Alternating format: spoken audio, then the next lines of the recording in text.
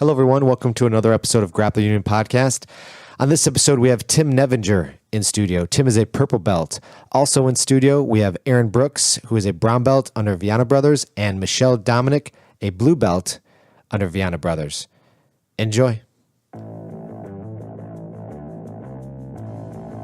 It ain't the 6 minutes. It's what happens in that 6 minutes. You told me using any technique that works, never to limit myself to one style. Keep an open mind. We're not here to take part. We're here to take over.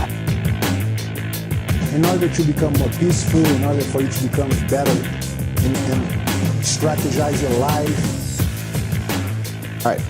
All right. We are live. Aaron Brooks. Tim, what's your last name? Nevinger. You can pull that right up a little bit more. And Michelle. Michelle, I don't know your last name.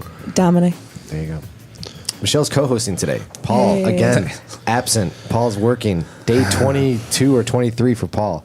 He texts me. He goes, day 22 working. I'm like, Jesus Christ, dude. What's he do? Is he happy? I don't know. He's, I don't know. I hope he's happy. But he's a electrician for McCormick Place. So they're setting up all the shows. It's like, they're like, okay, come in at like, he does his regular day of work. And they're like, okay, we need you to come back at like midnight to do some of their setup. Yeah. And it's like, fuck, dude. It's like, so he gets in training in the morning sometimes. And then he'll pop in for an hour in the evening. But I barely see the man. I was at grappling games today. And obviously you guys were there. Everyone's like, where's your partner? Where's Paul? I'm like, dude, I don't know, man. He's working. Stop asking me. He's not my girlfriend. That's so weird. It's like they dissociate me and they're like, hey, where's your second half? I'm like, He's not my girlfriend. He's my man friend. Yeah. I've never had a girlfriend. No, it's joke. Yeah, go ahead. Yes, sorry, Paul. I'm taking your spot now. Yeah. You look. That looks good on you. Yeah. I make a good Paul. You do. Paul Bunyan.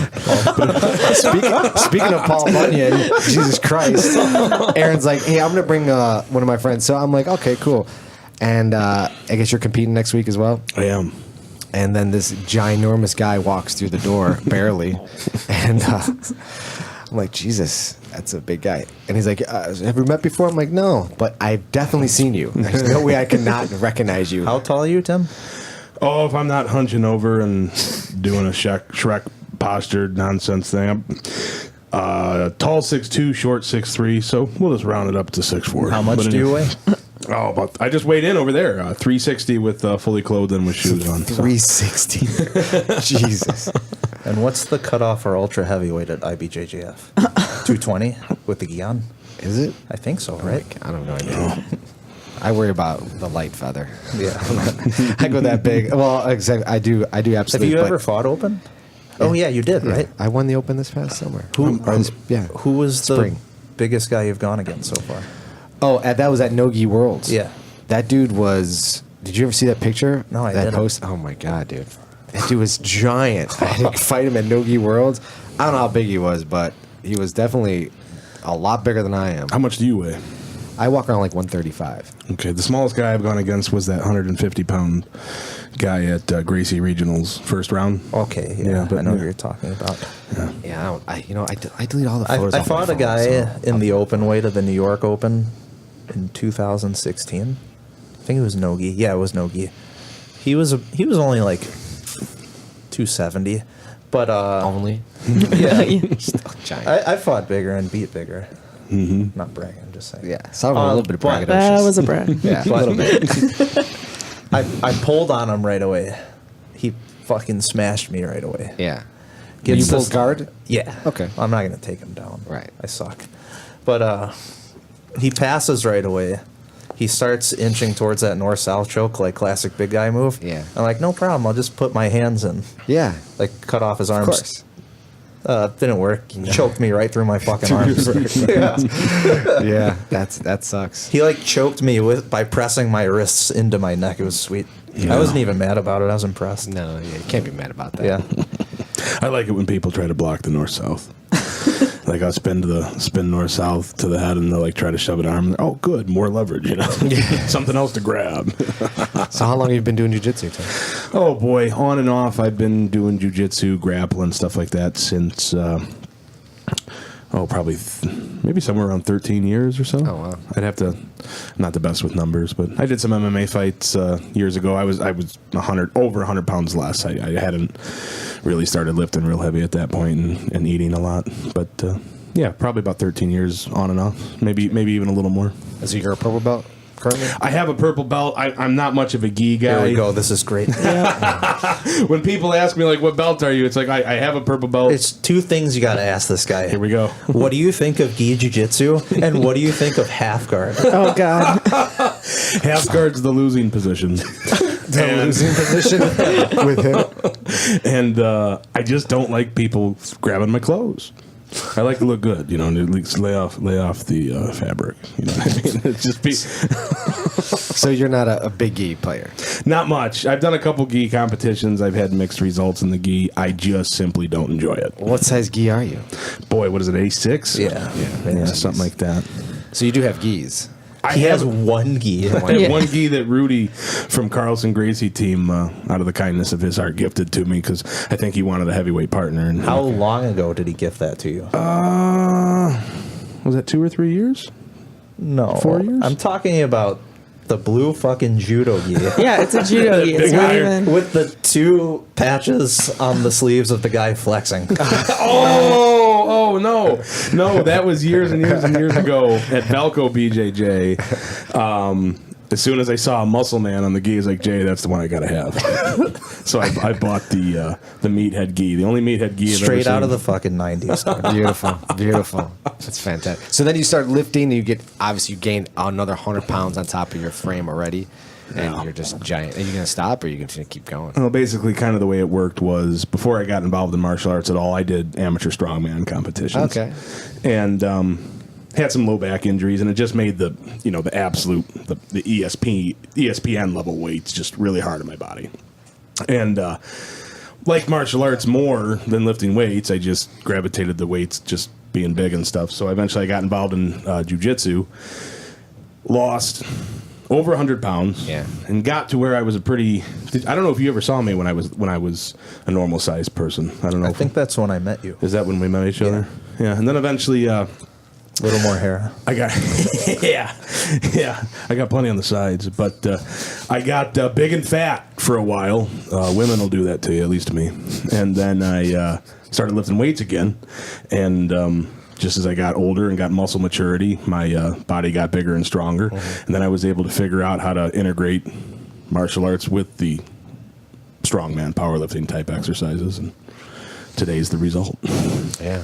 So do you feel? I mean, I've never rolled with you, obviously, but do you get tired fast, or have you worked that whole part out? Because I know going with bigger guys, when I do train with bigger guys, in a 5-minute match, I can keep them off for a good 3 minutes, and then I turn it on, and then I can pretty much have my way. But how do you deal with that?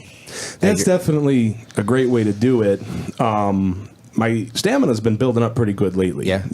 I had some rolls with some tough guys today, high level and, black belts and whatnot, and they actually weren't able to get me tired out in 10 minutes today. But if I'm not consistently really on the mat, you get tired. Yeah. I'm strong enough to where 99% of people, I can just grab them and hold them, or even just squeeze them and make people submit from that. I can imagine. Now, that's not a bragatory statement. What I'm getting at is that kind of thing, eliminates the fatigue a little bit, because I have a pretty strong knack for getting matches over quickly. Can you say fatigue again?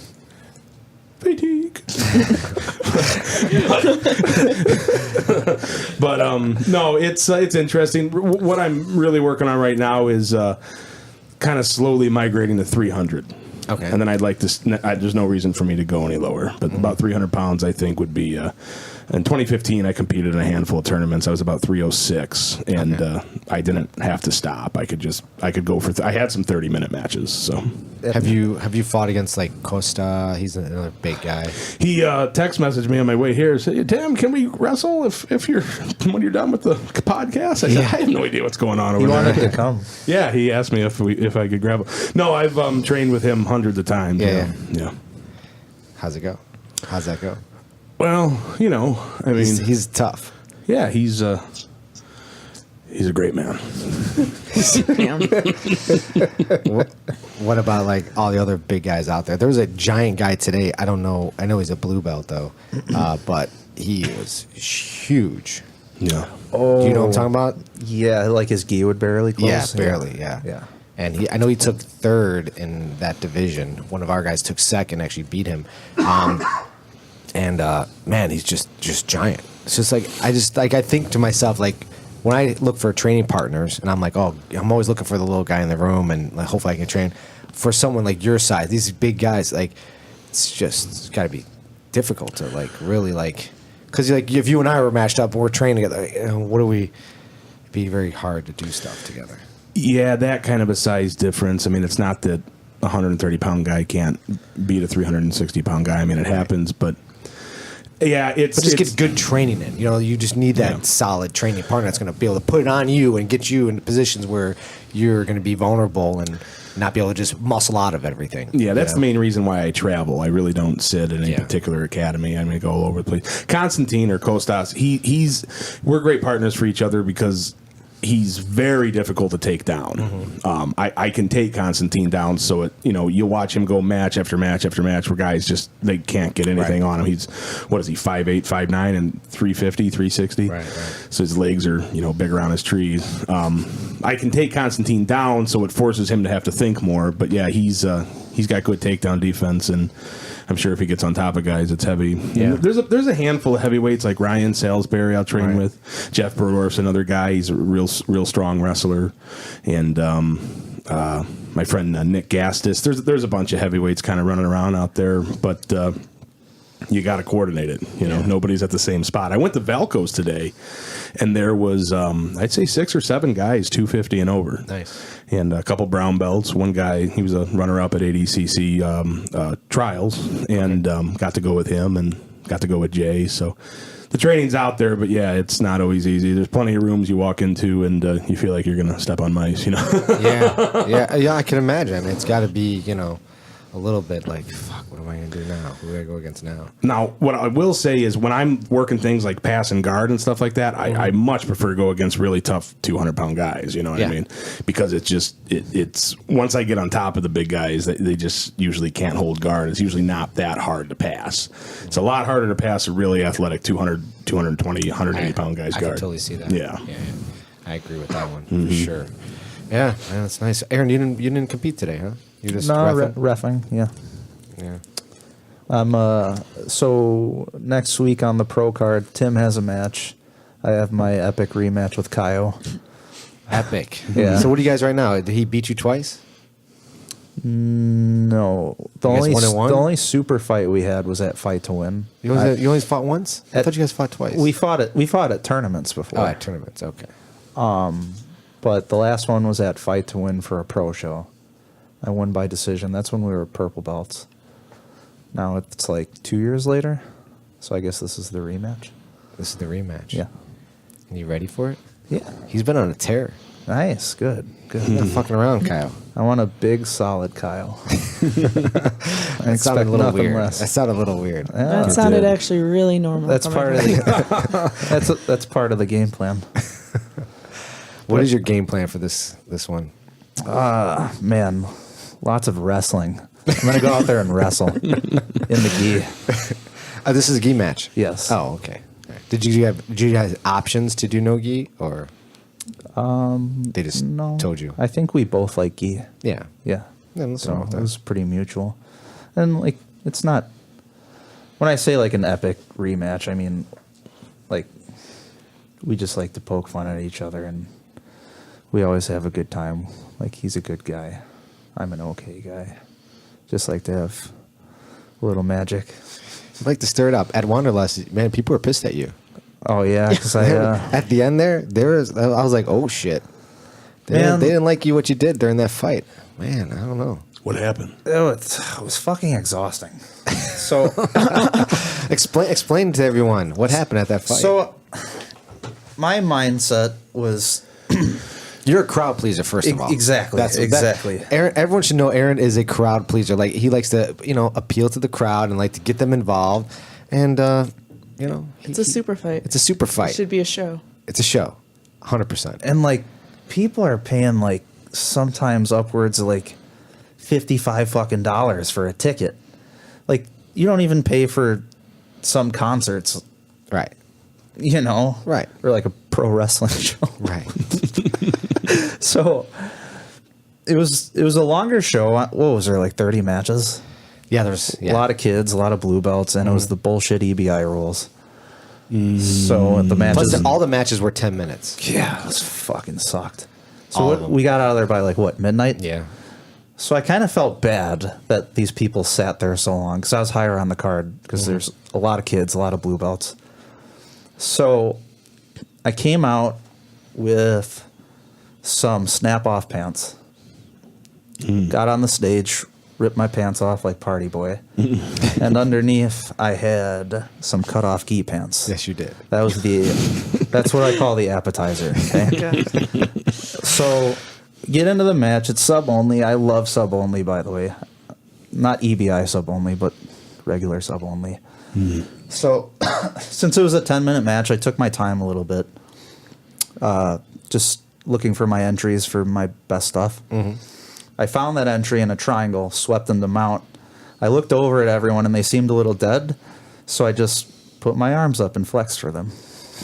I mean, Started clapping and they all got them going. They did get him I going. also for got sure. the other guy's corner going, but Yes, in it a did. much different way.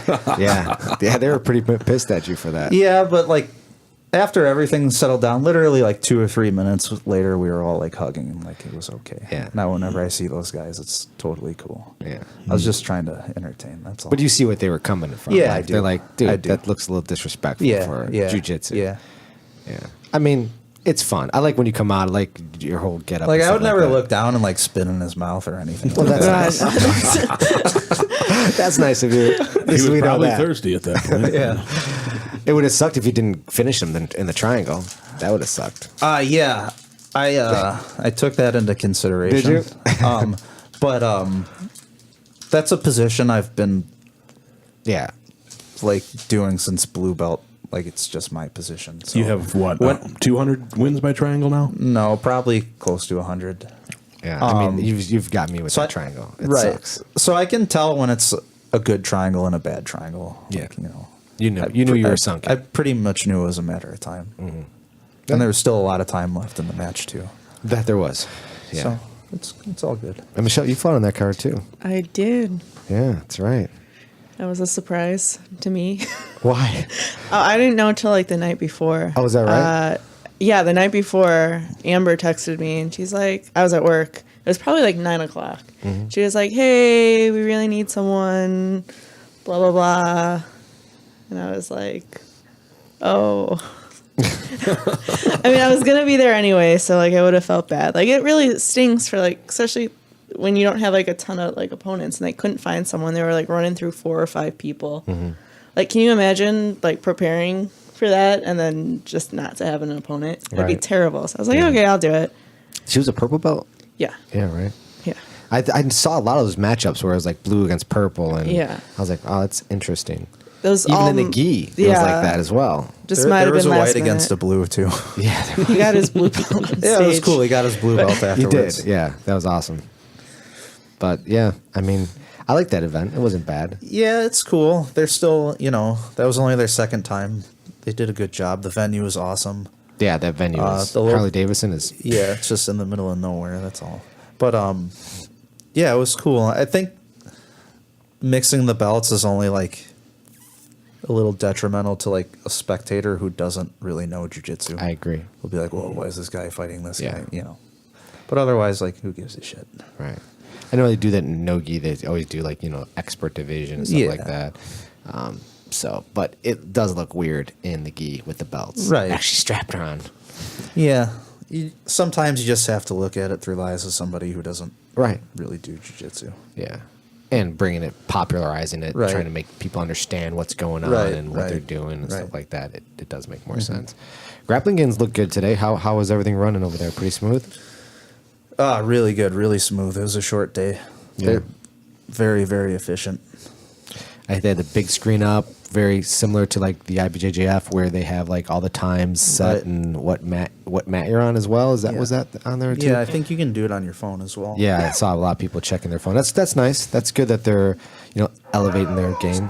Sorry. That was Ric Flair. I saw it in mine because I didn't want to cause a scene, but Aaron, on the other hand, just didn't care. They're great people, though. Grappling games, like, feed you twice a day, let you take regular breaks. Yeah, but what happened today? Because I was expecting to get some acai, and I think no acai. I think their guys dropped out last second. Yeah, that's what I heard. So who was that? Is that no. Smash Bowl? Who was Yeah. it? Smash Bowl, right? I- They just said no, we're not going to come. That sucks. They're good too. Unreliable. What the fuck? Yeah. The fuck, Smash Bowl? Shit. Just last minute, we're not brave. like, I no. totally didn't even realize that until you just said Well, it. no, I think Really? Amber Yeah. I was like, posted I some was kind of looking status. forward to it. That's probably why you went to the whole tournament. Exactly. I'm like, let's see. I felt like shit today. Like my allergies been all fucked up all day today, and people were looking at me like, "Are you all right?" I'm like, I'm just trying to not sneeze right now. I'm just trying to concentrate on like breathing and not sneezing. Sorry, I probably looked like I was high the whole time I was there. I'm just like, I'm trying to be mellow, but I was looking forward to acai. I'm like, I'll at least have acai there, and then nothing. I'm like, Nope, go get some motherfucker. pretzels out of the vending machine. That's so unfortunate. That sucks, because they promoted that on their card and everything like that, and then Yeah. these guys just cancel on them. Yeah. It's pretty shitty. Amber went on Facebook like 1 or 2 days ago and was like, "Does anyone know who does the acai for IBJJF?" Oh, I saw that. I was wondering what that was for. Okay. Yeah. I knew at that point that they had dropped out. Yeah. I wonder what would be so difficult. I mean, they must sell out every time, right? I mean, every event they have to it's sell delicious. out. It's amazing food. It's really good. So I don't know why they would be like, no, we don't want to, and they don't have to pay. I heard there's like no fee to like have a, Right. like IBJJF, you have to I think the only person spot. there that doesn't like that shit is Anthony Cruz, Really? Mr. Dragon Fruit. Oh man. Oh, man. Anthony Cruz. Who's that?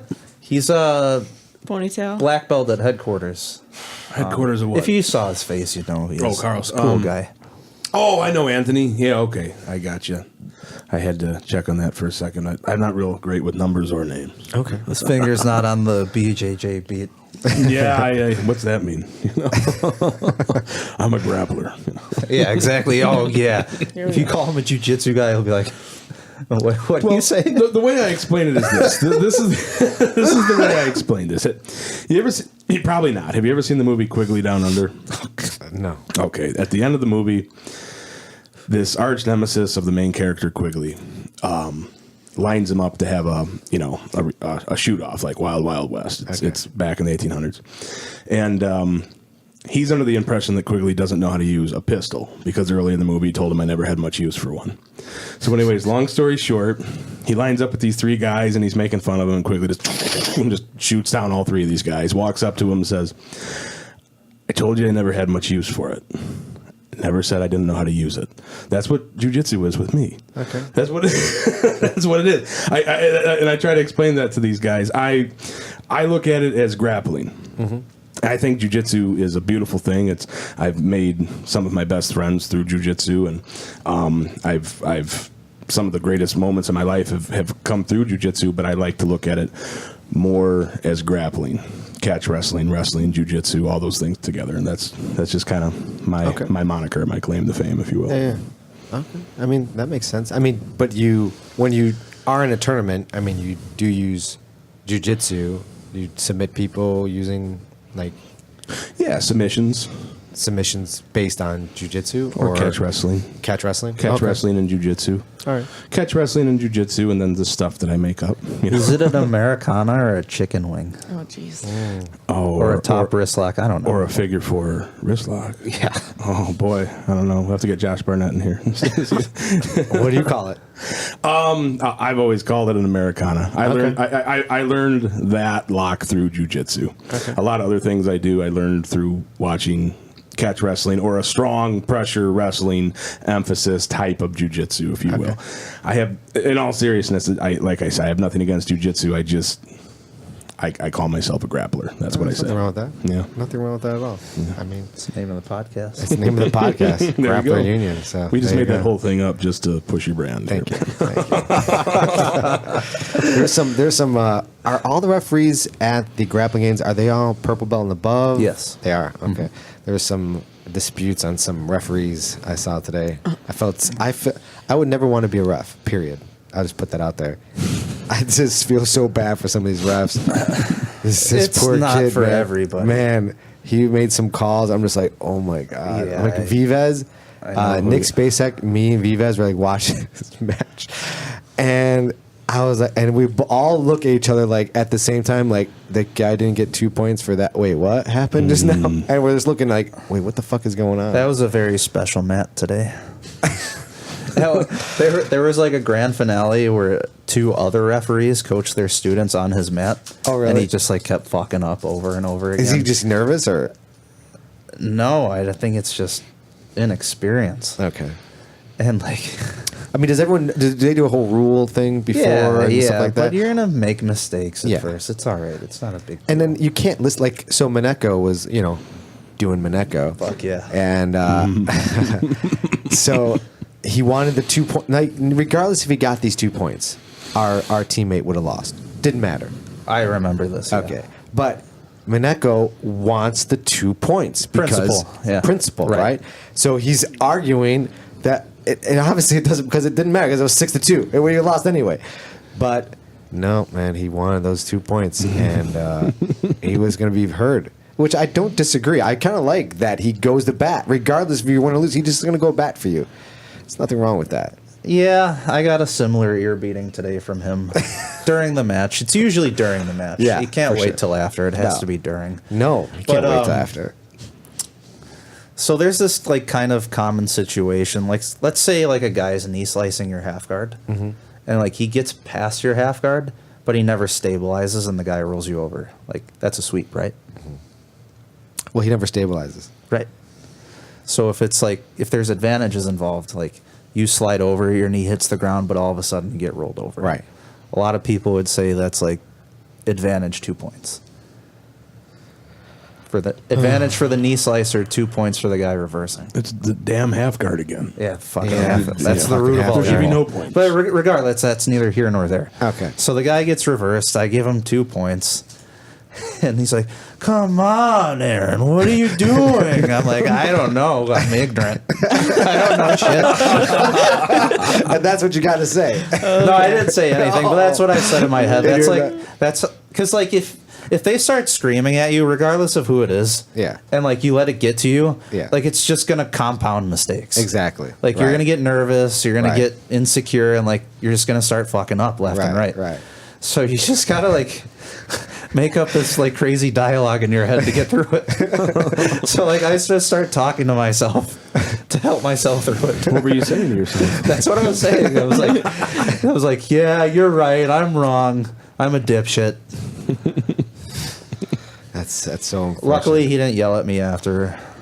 Real quick, is Mineko the guy that I saw freaking out in the bathroom toward another coach? Maybe, probably. That's who we were talking about. It's right? okay. People get Couple years ago. emotional. Like, No, yeah, I don't and mean a, that in a and bad a lot way. of times, it's like the same as like when I flexed on the dude at Wanderlust. Like the guy Anthony was talking about, where he was getting upset about the 2 points.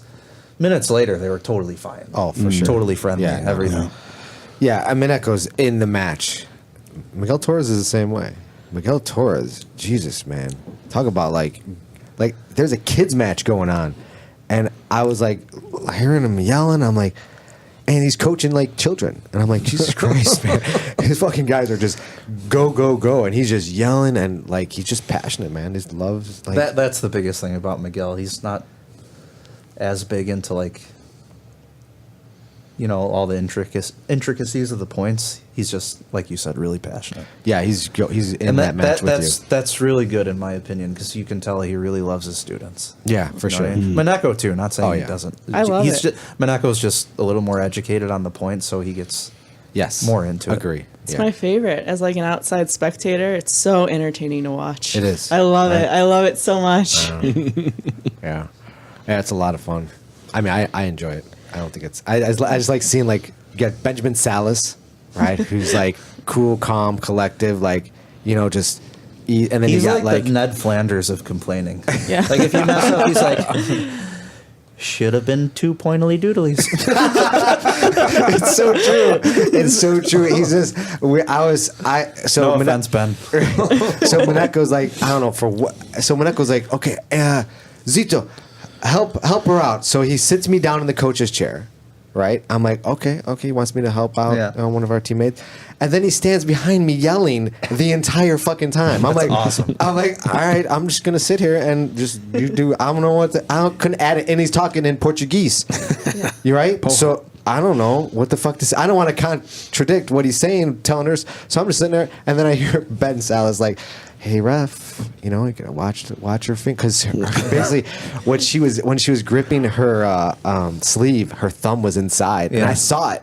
And Monaco's yelling, you know, to do stuff, and I'm like, I don't want to illegally diggly. Exactly, and Ben's like, "Hey ref, gotta check that." And now if he would have said it like a lot louder and maybe more, for sure, the ref would have fucking dinged her on it.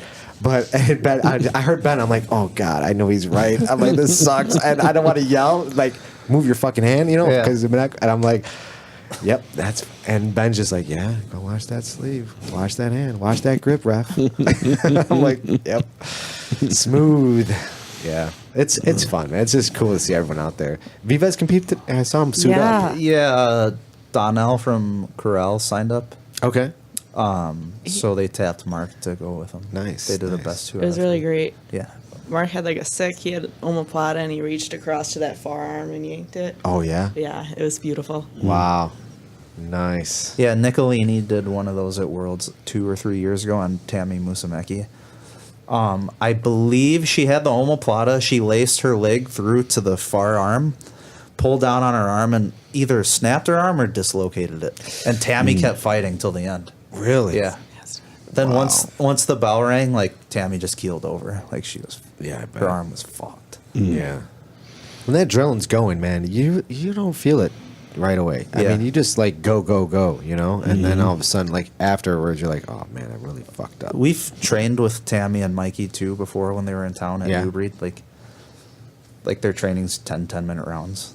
Like Really? they're gonna get it in, and like you can tell by like talking to them and feeling how they train. Like they're definitely on a mission. Yeah. And like they're accomplishing it now. Mikey's a two-time world champion. Fuck. So it's paying off for them. Yeah. Like they're in it all. They're doing they're earned all day long. That's all. Everything they've gotten, they've definitely earned. Yeah. For sure. They put the work in. I was rolling with Tammy, and she was just like repping stuff on me. Like I knew exactly what she was doing, and nothing I could do to stop it. It was Really? incredible. Yeah, like the same sweep to back take to shove, like the same thing over and over again. And I was like, They're like robots. it's amazing. Yeah. And you know what and you can't stop it. No, couldn't So stop impressive. it. Yeah. Yeah. You have those matches where you're like, man, you're just fucking around right now. You're Exactly. just repping fucking technique. That's and exactly what she was I doing. It was cannot amazing. stop.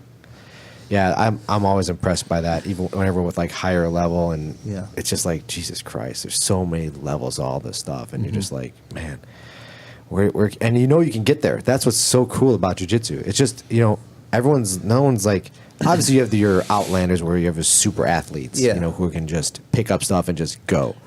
But you know, you have your average everyday guys who go there, you know, and put in work and become world champions. You know, it's nice. It's a nice sport, and you don't see enough of that out there in like these other like sports, like soccer. How many like people do you know in soccer? You know what I mean? It's like I don't see that like that B guy being able to become like a.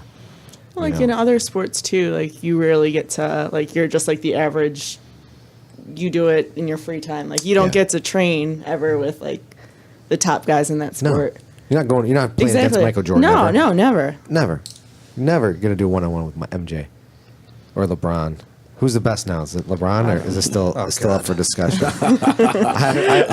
I rarely go on social media, but when I do, it's always like I see this like thing that Such goes a back wiener. and forth between LeBron and MJ. Like, who's the like? Does I it don't matter? even care. The guy's such a wiener. LeBron is. Yeah. Is Those he? britches he had on the other day at that press conference, I was like, MJ's the best because of the britches. I mean, did you see this? He had a suit coat on with a pair of suit pants, except they were shorts and dress shoes with his socks pulled up real high, and he was carrying a purse. Like Ralphie from The Simpsons. Something like that. You know what I mean? Whatever it was, it was. That's what he was wearing? Yeah, you can pull it up on YouTube right now. for the press conference. Yeah. And then some reporter was asking him the question. I was kind of half-heartedly paying attention, but this reporter started asking him a question pertaining to the mindset of one of his teammates. Yeah. And LeBron kept saying, I don't know. And after like the third or fourth time, he gets up, butthurt as can be, grabs his purse, and just storms out of the press It's conference. probably about that guy that forgot the score. I don't know what it was. RJ or whatever. I don't know. No idea. How was it? It's this big meme going around. I guess in the middle of the game, I could be totally wrong because fuck basketball. But I guess he was like relying on one of his teammates to remember the score and he forgot it, and Okay. that like cost them the game or some shit. Did they lose? Or was it over? I believe don't so. know. I believe they lost. Okay, so they're Thank out. God. They're Sick of hearing about this shit. I never, in a million years, thought that I'd be talking about it on a podcast. But yeah. Things come up on this. Gets a little weird. absolutely, Yeah. I feel like we're not even warmed up yet. I feel like No. we're getting warmed I up. don't know why you have an empty bottle in front of you. I don't Oh, either. yeah, I got someone. it. I got it. Paul's not here. Oh, thanks, Michelle, Aaron. that's Oh, sorry, I'm Paul. yes, that's you right. at, That's Paul? right. You're supposed to like take care of the guests here. You know, get them their beer, open it up. Have you ever rolled with Michelle? Yeah, Yeah.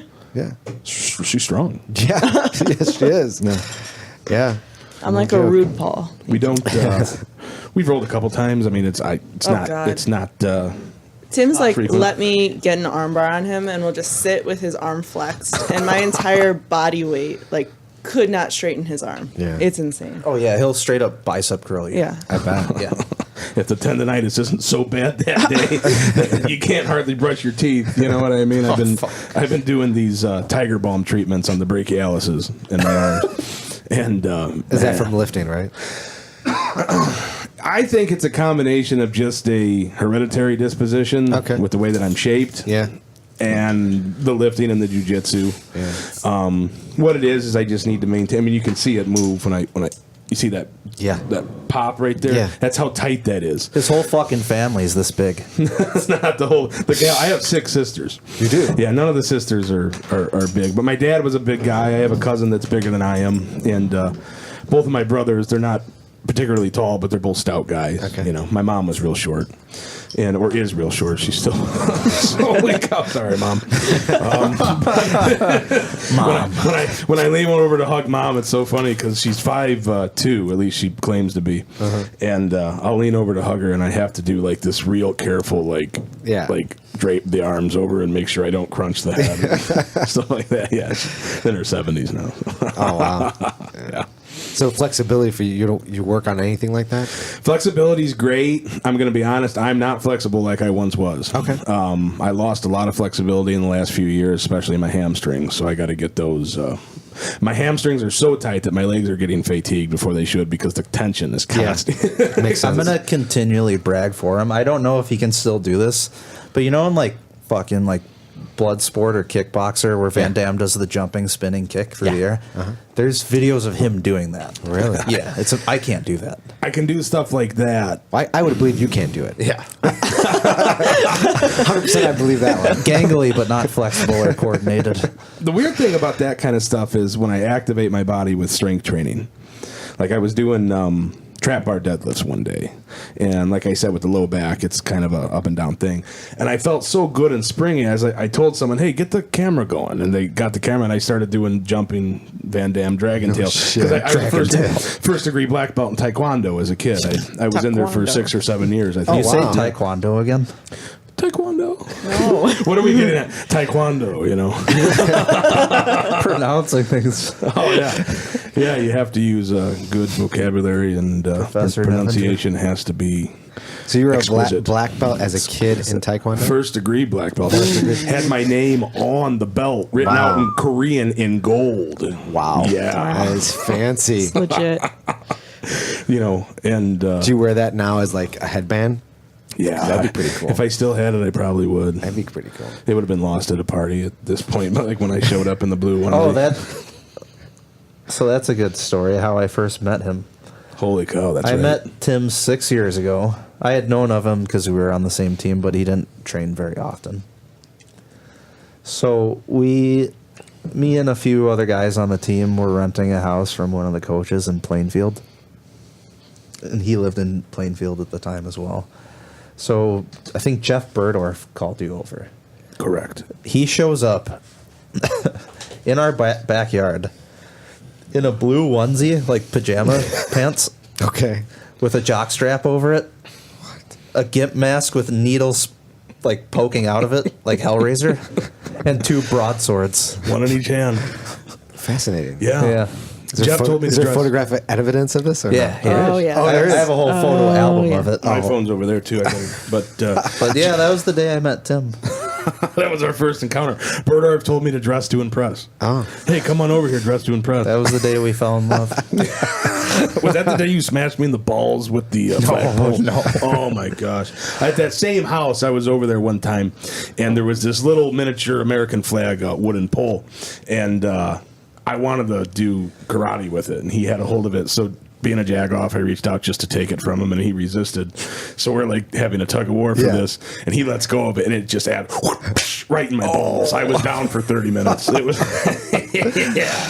Oh, man. it was a real yowzer. Jeez. Here we go. There you go. Shut the fuck up. It's real. Oh, my God. That is so crazy looking.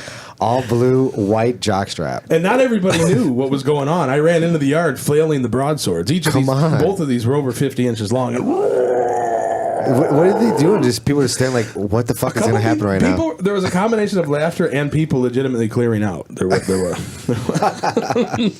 The caption for that was, "I'm ready for zombies or assholes." That was the caption for that picture there. That's scary. Imagine that running at No, you. I don't want What do we got? to. That's so crazy.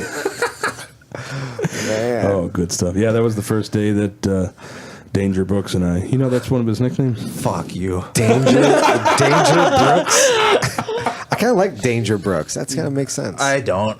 It was horrible. I don't know. When I was like fighting MMA and stuff. You don't like it? Not feeling it? The guy from Jackass, Danger Aaron. Oh, is that it? Yeah. Is his name spelled with the No, two ways? he has the cool spelling, EHREN. Holy cow, Aaron. He's cool. Or in the words of Ryan Salisbury, holy shit, Aaron. Oh, God. He's going to be so mad. I love Big Ryan. Surprised that was the first time. He's just such a giant, and I mean, the voice goes with it. You know, I mean, 6'6", 400 pounds, and holy shit, Aaron. Or what it was originally was, holy shit, Tim. We've recently brought that to his attention, too, and we're not sure what he thinks about it. He's Either really not likes amused. it or really hates it. Yeah, we can't tell. Can't tell. We can't tell. There's some seminars this weekend, too. Jamie Canuto was in town over at Carlson. Yeah, right? he was there today. He was there all week, actually. Yeah. He just got bronze at middleweight at Worlds. Yeah. Yeah. Fuck. It's good. Man. Amanda Montiero is there as well Yeah. with him. She just beat Jazari Matuda. She Yeah. took the world title. That's right. Yeah. Yeah, So it's cool. I followed Jazari. She's I bet you do. She's pretty good. She's pretty good with the jiu-jitsu. Very good. Very good at jiu-jitsu. I take it she's a attractive female? Is that One correct? would say. Okay. I'll have to look that up. I haven't really noticed really that Yeah. much. Yeah, But, you know. I know she reps Shoyoro. So Yeah, fuck it. It's just about the She's jiu-jitsu. gorgeous. Just move She's on. drop dead gorgeous. And she's amazing at jujitsu. Okay? Oh, there's that, I guess. There's that. Why does this come up on If we this look into fucking it. show all the time? I don't know. I need to see a picture of this. Can you pull it up? Yeah. At least it's not Mackenzie Dern this time. Oh no, don't. Let's not go there. Yeah, let that one die. I've not even heard it. I won't. Yeah, let it die is perfect. I haven't even heard it. Yeah, but wasn't there a UFC fight on tonight? Is there on one tonight? Or no? We're done till the big card. and July 4th, right? Or July 6th, something like that. You see? Yeah, whatever. Hey, I mean, What do you think whatever about? floats What do you your think, boat. Michelle? I think she's gorgeous. She's absolutely yeah, gorgeous. she's gorgeous. Do you follow her? I do. Oh, let's see. What's wrong with I that? went to She's well into her 30s too, right? like a Hey, what's wrong with that? Is she? a women's camp. Oh, you did? Yeah, specifically because she was there. Where was it at? It was in Key Largo, one of the keys. Yeah, very, very pretty lady. One of Sophia Drysdale's. Sophia Yes. Drysdale's come back out to Roll Academy, I think, right? Yes, she is. You going to that one? I don't think I can make it. Why not? It's busy that day. Man, it's getting kind of weird in here. What's going on, Aaron? What Did is I, going did on? I just fart? I don't know. I don't know if you did. Something like that. I have a referee story. We've kind of bounced Oh, past this that. is great. This is good. I don't even. He didn't say anything, and I already know what he's going to say. Talk. Let's hear it. Years ago at Naga, I was white. How many years ago? Oh my 10? gosh! Yeah, a solid 10 years ago. I mean, I was a white belt, and Like when they were at the Arnold's in Ohio, or no, local? I don't remember exactly where it was, but it was in the suburbs here. Okay. It was in the suburbs here, but I don't know. I'm going to tell a story kind of bouncing around, but Rampage Jackson was there. Nice. He was there, I guess, doing a promo or whatever, but he was walking around with his chain and shaking people's hands and saying hello and stuff like that. So anyways, long story short, I get into this, I don't even remember. Was it beginner, intermediate? I don't know, but I was new. And it was a pretty stacked heavyweight division as far as numbers. There's a lot of guys in there. And I made it to the final, and the guy that comes against me in the final is a blue belt Pan Am's gold medalist fighting in the beginners division, of no-gi. And so I said to myself, I'm just going to charge after this guy and pound away on him. So anyways, I'm pushing him all over the mat. I'm collar clubbing, pounding on the back of his head. I kid you not. This is exactly what happened. He started pushing me back kind of toward the end of the match. I tripped over the referee. Okay, it was on tape. I don't know where the tape is now. What part of the referee? His foot, I believe. His foot or his ankle. I stepped on it and kind of wiped out. I fell forward. He was pushing me backwards. It was so blatant that I fell over this referee that I fell forward. The guy jumps in my back, takes my back. Referee doesn't do jack fucking shit. Doesn't say anything. Okay. So this guy rides my back out, gets the back points, or probably, I don't know if he probably gave him the takedown points. Who knows? And anyways, I lost the match that way. Right. When it was over and the buzzer went or the referee said time or whatever it was, the guy let me go. I jumped up and started just wigging out, throwing a fit. I tripped over your fucking foot. You know what's going on? Right. This is bullshit. The security, there was police there, security. They came out on the mat and they were like coming around me and trying to calm me down. And a little while later, Rampage Jackson and I kind of came head to head. He's like, hey, man, I saw what happened. Put that silver medal on and wear it proud. You know? And I had the silver medal. I was like, there you go. That's good. You got a silver medal at Naga. You should be happy, man. But yeah, it was Only at Naga. It was just too much. And I found that ref later. Did you? Yeah. In the parking lot? And I killed him. No, I walked up to him and I was like, hey, I tripped over you. And you fucked me. And you know what this fucking guy says to me? I've been here for 12 hours. And turned around and stormed away. I was like, oh, your miserable life is an excuse for you to fuck me. Exactly. You know what I mean? Clearly. Yeah. Clearly it was. It was really gross. And the coach, anyways. But yeah, so that was that story. That sucks. It did. It did. I was When you tripped, did you make those big guy noises like, whoa? No, it was more like more like one of those. I'm surprised that they wouldn't stop the match right away. It's like just instantly. Just like, oh, stop. Okay, let's get back up. Just a piece of shit situation. It's that shit like that just happens in matches. It's Right. high pressure. Like, But what do you mean? Like it's not difficult to be like, hey, okay, guys, stop. Okay, because he tripped over me. Get back up and start over again. What's the big deal? Some refs, like, whether it's fatigue or insecurity or It's probably insecurity. They don't know what to do. right, shit like that just happens. Well, sometimes. imagine the competitor approaching you later, like we just discussed. Right. And that's your response. I've been here for 12 hours. Yeah, My, not like, my hey, dude, response I'm would have sorry, been I like, fucked up. yeah, Right. Yeah, exactly. Dude, I've been thinking about it. I feel horrible about it. I'm so sorry. Yeah. That would have been a proper Right. response. Like, yeah, I fucked you. It Sorry. was so bad that my opponent who won wouldn't take the picture if I didn't hold the sword with him. They were handing out swords to adults Okay, back yeah, then. yeah. He's like, you got to hold it with me at least, man. And Yeah. It was, So he knew. He knew. Yeah. Yeah. He should have got off. At that point in the match, were you winning on points? I was winning on. I was literally pushing him out of bounds like every 15 I'm not asking if you seconds. pushed him out of bounds. I'm asking if you were winning. All right, on we're going to need points. to take a commercial break. I was winning on what I would consider an advantage, as what I would say, yeah. I was pushing him all over the place. Right. Like a sled. Like a sled. Yeah. Yeah. Yeah, that's a tough gig. Like IBJJF ref, I would never want that job. For sure. Never. That's a tough. That's like, what I was going to say earlier. what Even if with you're the- doing the right thing, Yeah, you're never, more than likely you're still going to get fucking yelled at. you're still no matter what. And then imagine, But at least in the IBJJF, you can't talk to the ref, or you're disqualified. No one Right. can talk to the ref. but you have like That's nice. famous coaches like breathing down your neck. Oh, That's a fuck little yeah. intense. Yeah, I mean, you got Imagine Leo that- Vieira there. You got all these fucking big guys there. Andre Galval. and you're like, 2012 or 13, Galvao jumped the fucking barricade. Lost his shit. Yeah. They almost had to like suspend him. right. Luckily, Fuck that. yeah. Imagine that fucker coming after you. No, Yeah. I'm good. Yeah. Yeah, but then they just announced some new rules, I guess, now. Did you read all those new rules? I asked about it today during the refs meeting. I guess a lot of them were just like uniform based. Oh, really? Not really too much about positions, but I'm gonna go read up on it later and see what it is. Yeah. But that I've was- never been to one of those, they have the meetings, I guess, before the event. Well, you got $75. Is that what it cost? I think so. Wait, to attend that Just to go to rules the- meeting? yes. Cost you $75? Yeah. Shut the It's fuck not up. a rules meeting, pal. It's a certification course. Oh, that's how they get it. Yeah. Certification. So what do you do with that certification? Can I get a job somewhere? Wipe your ass. No. Can I get that 75? Can I make that $75 back times 2? If you go ref their tournaments. Oh, you can then.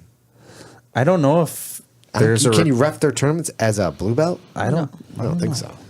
I don't know if they would let you in as a blue belt, like take the course. I don't know how it works, to be honest, but But it does cost $75. right.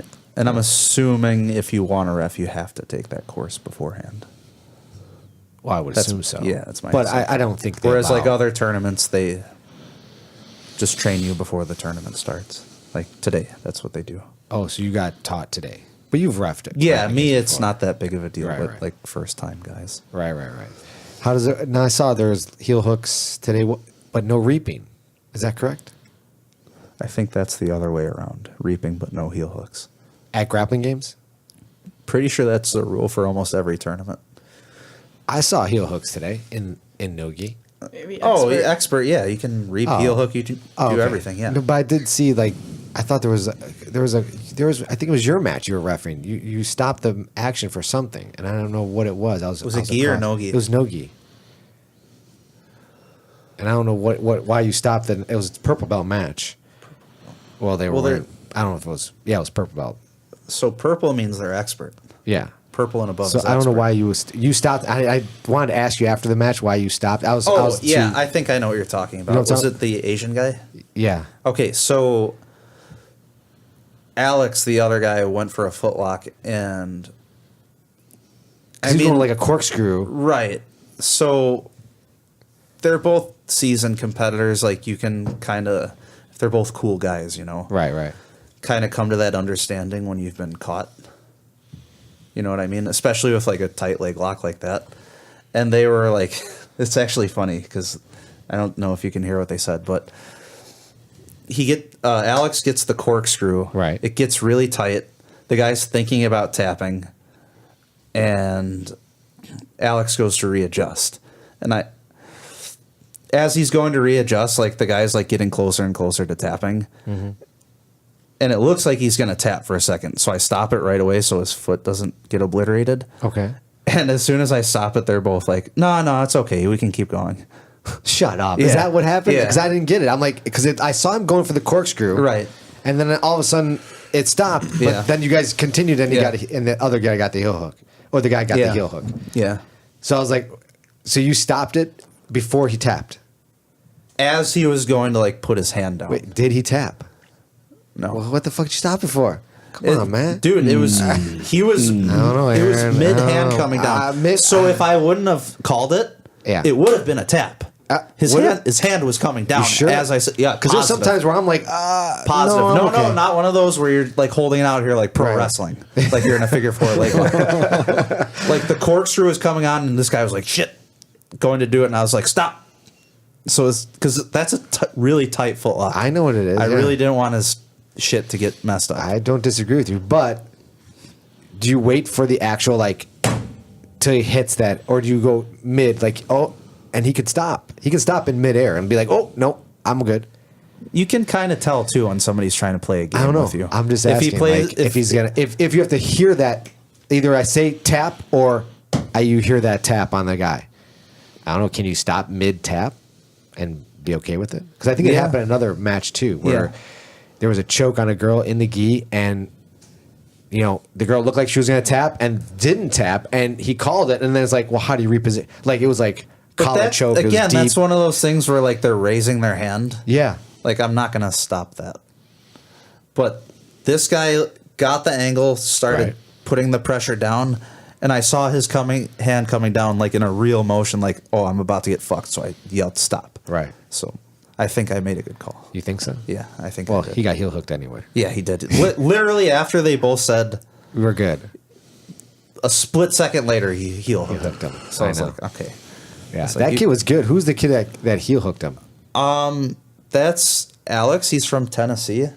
Man, that kid is dynamic. Like, Yeah. Great He scrambles. was actually my first match at Purple Belt. Really? in- How'd it go?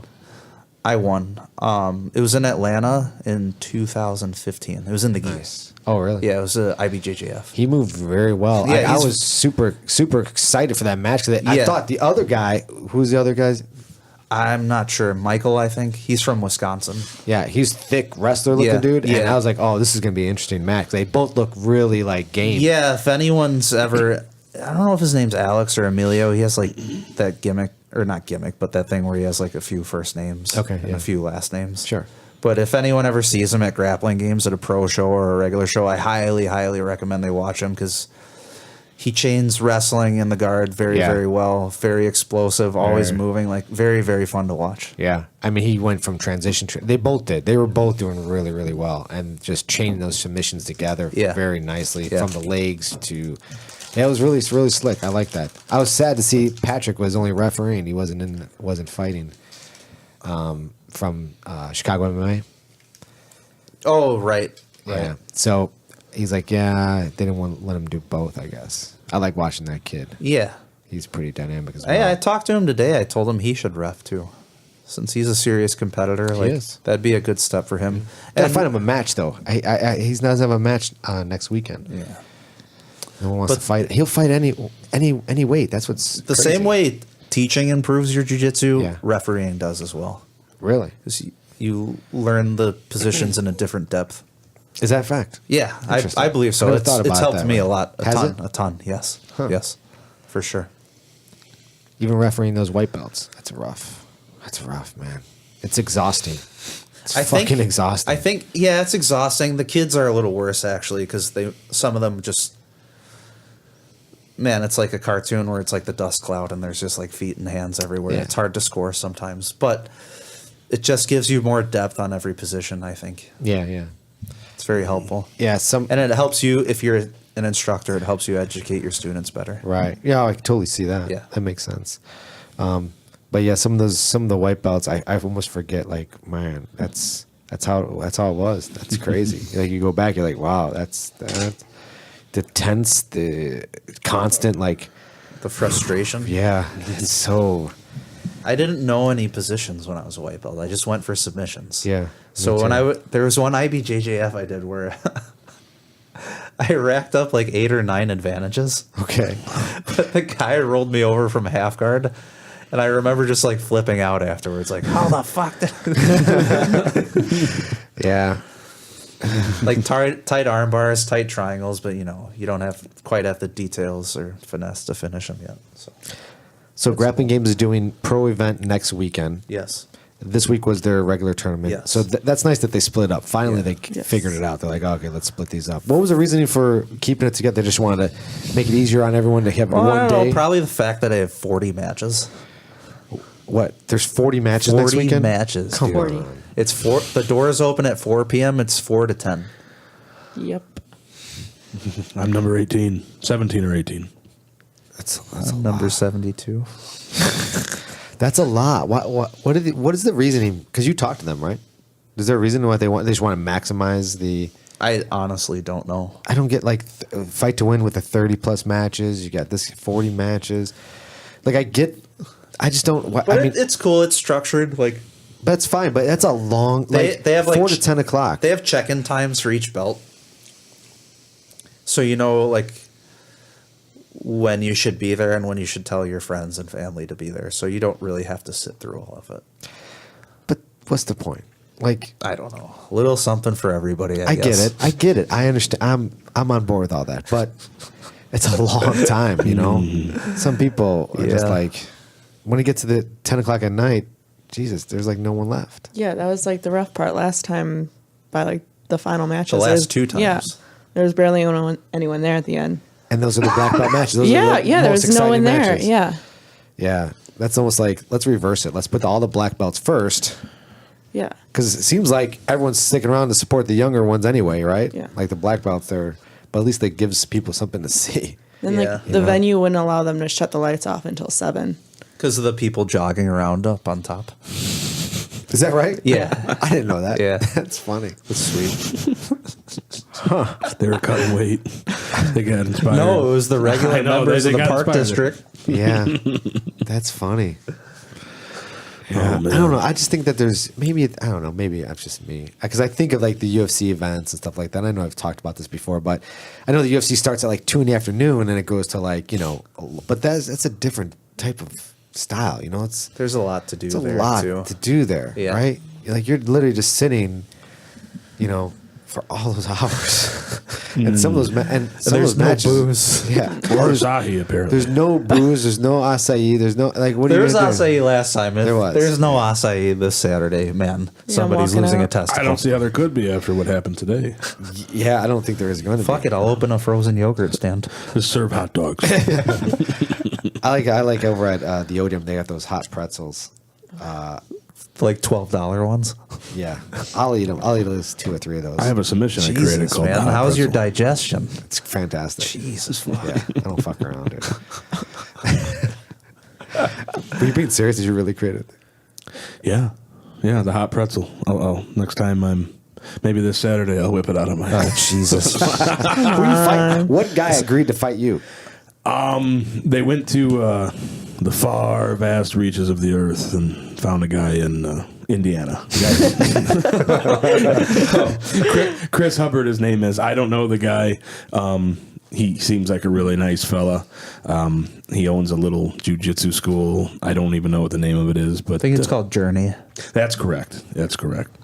And he's a game competitor. He goes out there. He's competes a lot. He does these super fights in various organizations, and he competes at the IBJJF. And I guess has in one of the Masters division a world title. I don't know. I don't know what it was, but In Nogi. yeah. So Okay. on one of his super fights I was watching, the announcers kept stressing that he had a world title. I don't know which division it was or when it was, but I don't know. That was at the first fight to win when it was outdoors. Yeah. In Chicago, yeah. Okay.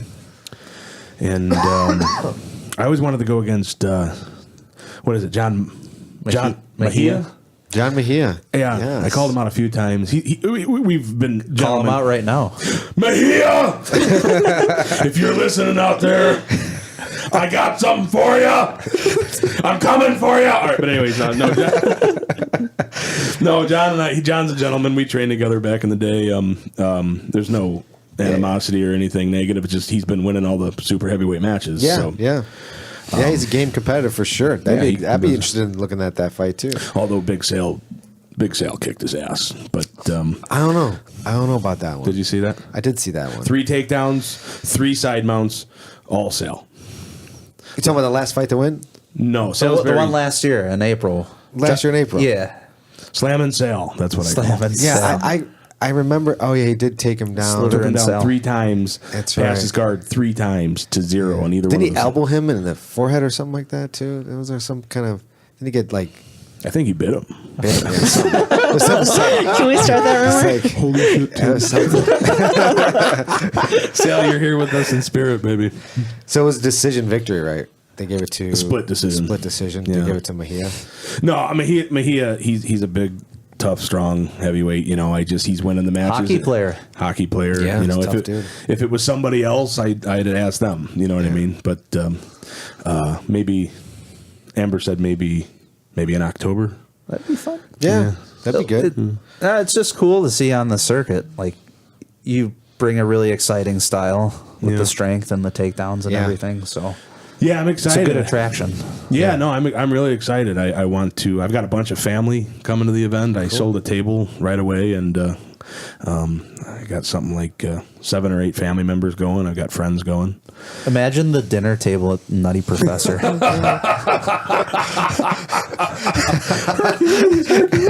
that what we're talking about? Yeah, Is it that that's movie? funny. I actually never saw it. Oh, God, we got to watch that. Oh man. So do you have any background on those guys you fight? Do you like look them up and see what they're doing and stuff like that, or you just kind of you stick to your game plan no matter who it is? I do what I do, you know, win, lose or draw. I just do what I do, and you know, it's I've seen Hubbard, several of Hubbard's matches, and How big is he? he's about 300. Okay. I don't know how tall he is. Artie Gruba told me that he was about the same height, so maybe 6 foot or 6'1". Okay, all right. So I'm a couple inches taller and I don't know 50, 60 pounds heavier, and So at that weight, because I know that for me, if I fight someone 20, 30 pounds heavier, I feel it. But Yeah. is that at 300 to 350, whatever? Is there like Depends do you on feel how the soft same? they Is are. it same way it or doesn't it's not? correlate the same. Doesn't correlate the same. It doesn't. I mean, you can tell the difference depending on the body type, especially between 50 or 60 pounds. But it's not the same as you going against a guy that's 170 or 160 or whatever. Alright, You know, so it's at heavyweight. It kind of becomes inconsequential at a certain point. You know, and the stronger you are and the better at wrestling you are, that really helps with all that body weight stuff too. Yeah. So yeah. Did you ever play football? No, my dad was always frowned upon it, worrying that it would take my knees out when I was in high school. Probably right. The dean, the dean would call him, and you know, you should let Tim come out, and then once what was it? I was squatting 405 for reps or something my senior year, and my dad was like, "Well, I got your knees are strong enough," and then I wasn't interested anymore. Yeah. I like the draw.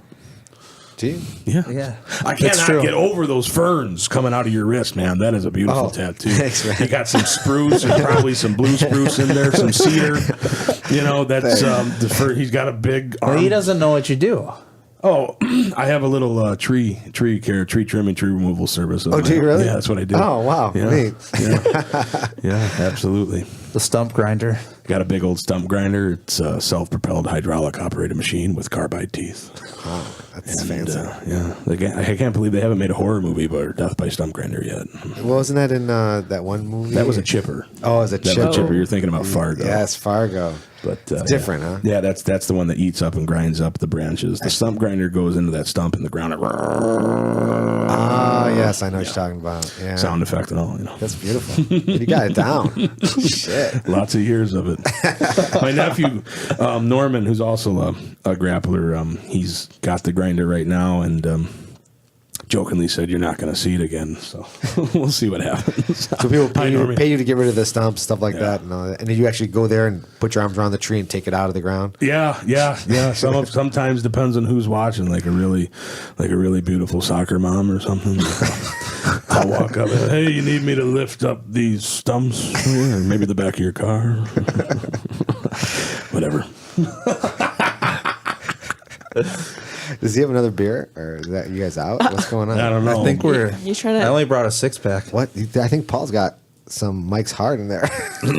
Are you trying to take advantage of him? When I was on my way here, I thought it was a setup driving to the cemetery. Yeah, yeah. I'm like, where are we going here? You're going to that old pet cemetery. Right. Stop. Oh, Paul Michelle I likes hate that.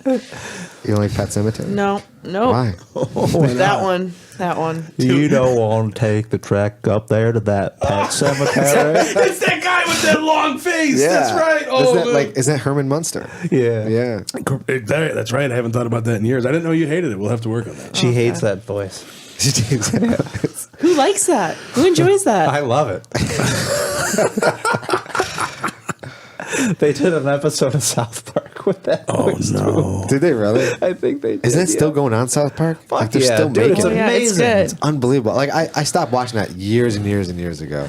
I've never Dude, kept now up. more than ever with all the Trump shit, Yeah. it's like Trump fucking 2020. amazing. Like, how does that show still stay around, knowing that like everyone's so PC and this and that show just doesn't give a fuck. They're just like, whatever. We're fucking making fun of everybody. We don't give a Because shit. no matter how ridiculous they make it, it still makes sense. Yeah, genius. Yeah, these guys. Fucking genius. Evan Manweiler said the Trey Parker and Matt Stoner are the Mark Twain of our time.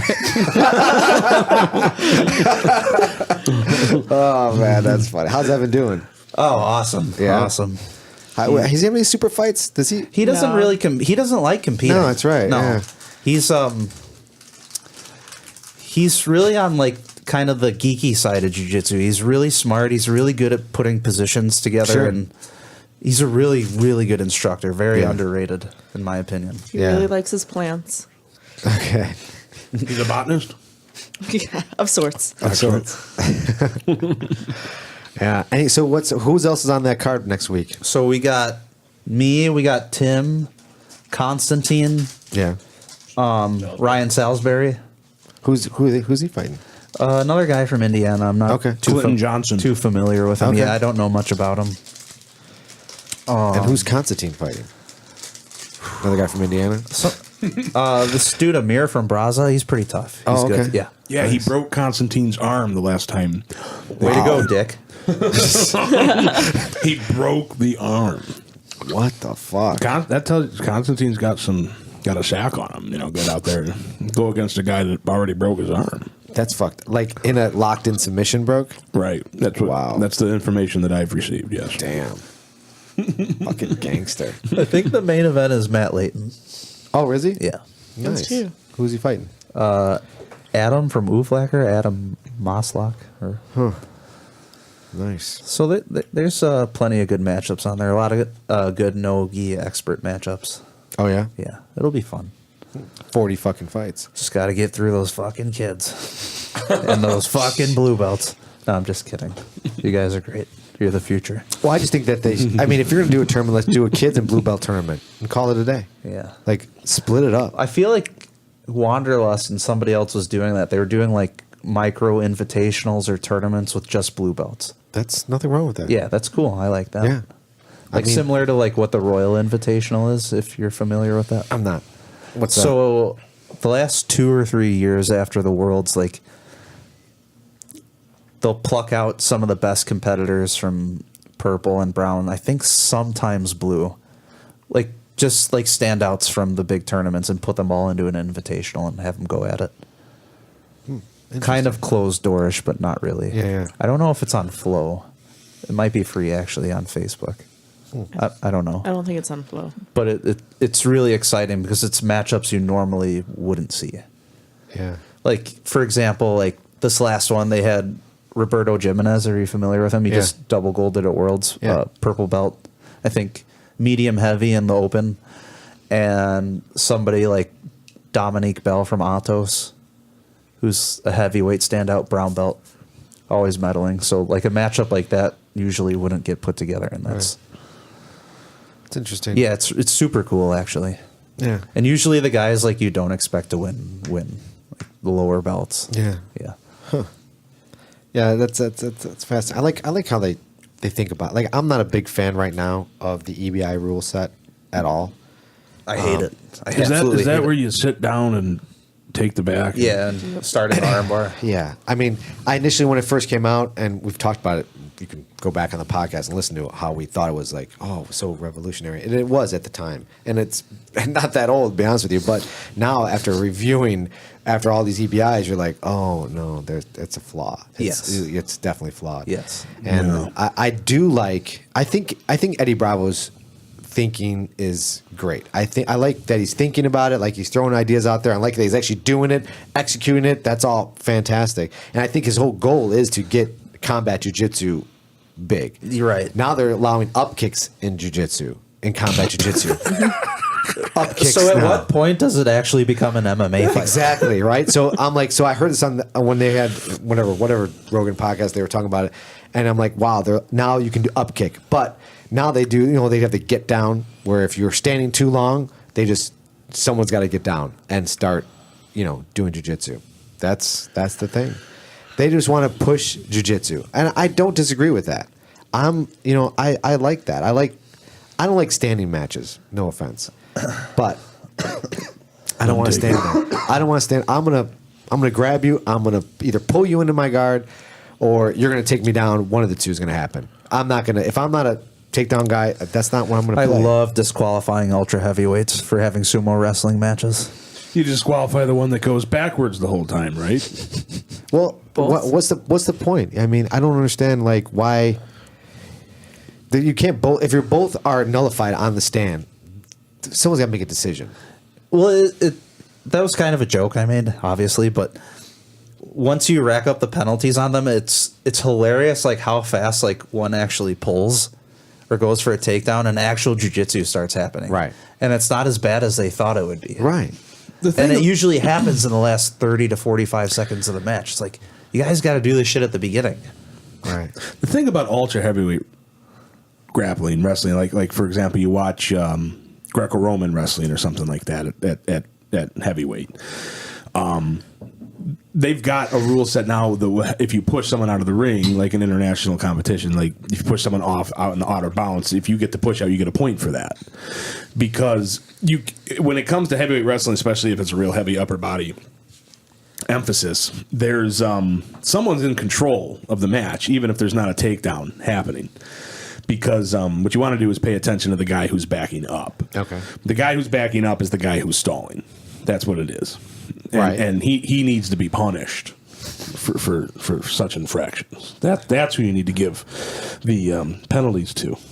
Or just give them all to Constantine. Say, why the penalty? He gets kind of a high-pitched voice sometimes. I don't know, though, because if you're just, shoving him out of bounds. No, not like this, but it's like you look for, okay, is the guy who's... Well, that's what I'm saying. That's what I see a lot of, people... Yeah, that's just nonsense. But, I mean, are we fighting for wrist control? Is a guy... Oh, yeah, I totally agree. Yeah, I totally agree. Is he going for underhooks and the guy who's backing up just shoving his elbows in and running? Yeah, that's definitely being passive, which should be a penalty. Right, yeah. So you don't like to get down roll. If they're staying too long, make them get down. You're not. I think you should make the one who's passive go down. Make the one who's passive. The one who's backing up. Yeah, I do that in the kids' class. Do you really? Just get down. I'll be like, all right, you're running away. Now, little Billy gets to start and mount. That's the punishment for running away. That's funny. Well, I just think that if you're a big guy and you rely on that strength and stuff like that, and you can keep the fight standing, and you can just take the guy down, and then the game's over. You really don't learn the other facets of jiu-jitsu. Now, if we're trying to become a complete grappler, and you're doing so well standing up and defending the takedown, and you can just take the guy down and you win. Okay, right? Well, so if the other guy doesn't want to engage in that game with you, or he does want to engage in that game with you, and he can't take you down, you can't take him, then what are we doing? Either you're a complete grappler or you're not. I like to see complete grappling. That's what I like. I like to know that I can stand and I can take him down, and I'll stand with someone. And if they take me down, great. You take me down. That's what I really like about what Alex and Leor are doing with Sub Hunter. Okay. Because they offer a primary point if you get a serious submission attempt. But that's also subjective as well. So if you do, then it is. It's 100%. I mean, I don't think so. You could make it pretty definitive. Can you? I think so. Okay. Let's say you get to the armbar position. Right. They're just locking their hands together, locking their arms together, whatever. That is not a serious submission attempt yet.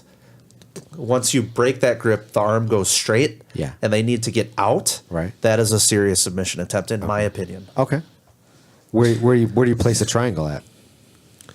So if you get a triangle locked fully, get the perpendicular angle. Let's say, what's a good escape? Stacking, slamming, whatever the rule set is. Yeah. But like omoplata, how do you factor? Some people think omoplata is not a finishing move. There's You get an omoplata, you put them belly down. You hook under the forearm. Okay, You're in serious trouble. That's where you're at. But if the guy starts sitting apart, the guy starts sitting up, then it's not a true submission. I think it is. You still think it is? I think it is, absolutely. So his arm's tucked in, and you swing him down. He comes back up. Is it locked in submission? No. So are you asking if the points would stack? Yeah. No. I don't think so. So only when he's flattened out and you got that other arm. Right. Or going for the choke or whatever you're going for. That's how I would view it as a referee. Right. It's just because there's so many little details. Just to make sure a guy's not playing a game with it. Right. Straight ankle locks. I mean, that's something. Well, those are bullshit. No, I'm kidding. But that's something you could definitely make look like you're doing something and you're not doing anything.